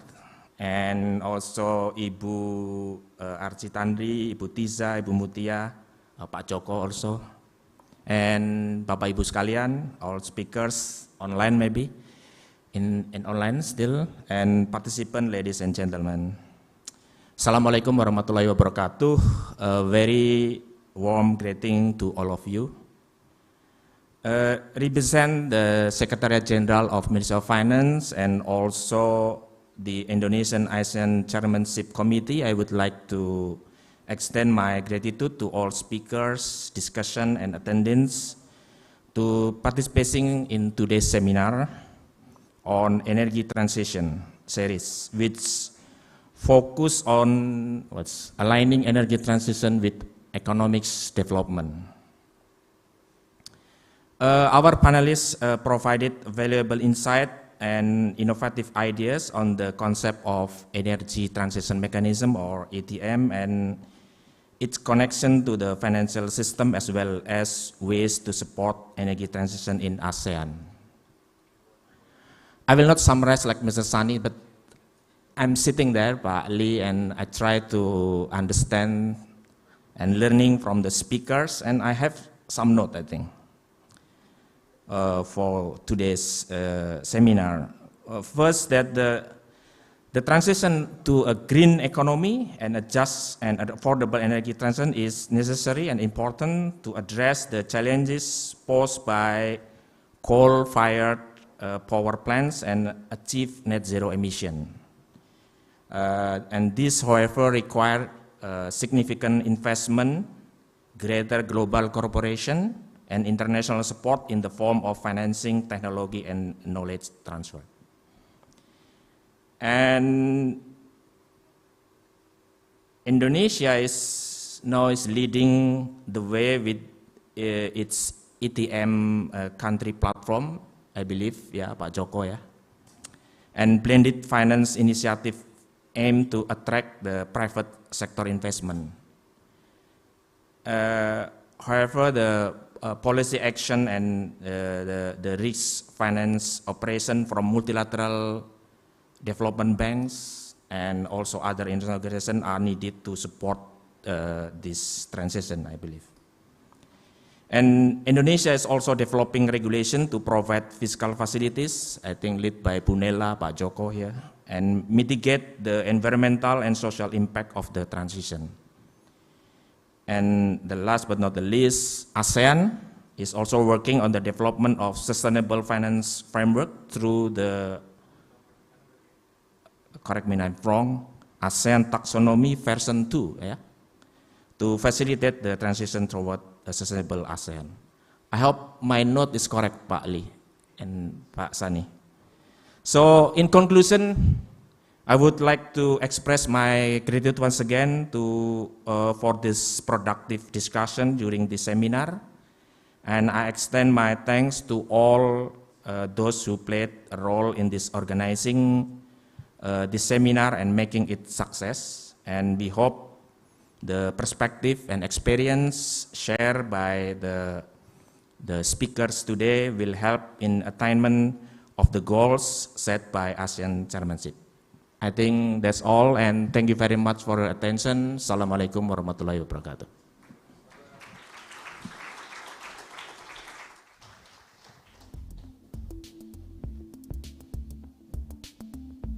Thank you, Bapak Wawan, for the closing remarks. And we kindly request everyone to fill the feedback form for the ASEAN Chairmanship Meeting 2023, as you can access from the barcode as shown on the screen. Yes, ladies and gentlemen, please give us feedback towards this event, the first seminar of today. So you can use the barcode within the screen. Just scan it right away and fill the feedback form for us.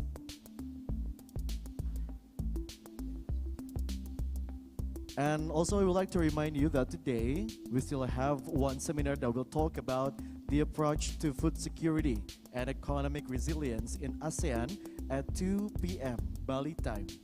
For those who is interested in joining that seminar, please do come back at 2 p.m. local time sharp. And it is our pleasure to invite all of you to have your lunch that will be provided at the foyer area of Nusantara Ballroom, the Westin Nusa Dua Bali. So ladies and gentlemen, now we now invite all the moderators and also the speakers and the keynote speaker to have a photo session on the stage. So we'd like to invite all the moderators, speakers, and also the keynote speaker once again to come up front and take a photograph.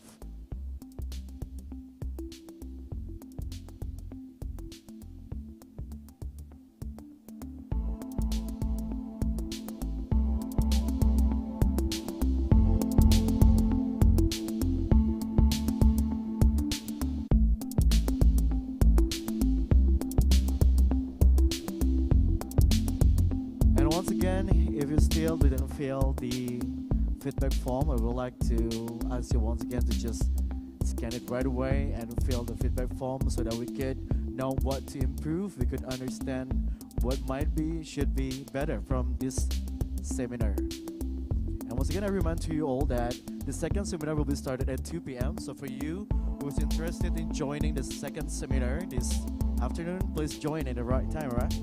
Don't be At too 2 soon p.m. and don't be too late. Then that seminar will talk about the approach to food security and economic resilience in ASEAN at 2 p.m. Bali time. And right after this photo session, we would like to invite all the participants and also our distinguished guests, excellencies, to enjoy the lunch provided in front of our ballroom at the foyer. Ladies and gentlemen, so I hope that you can wait until the second seminar at 2 p.m.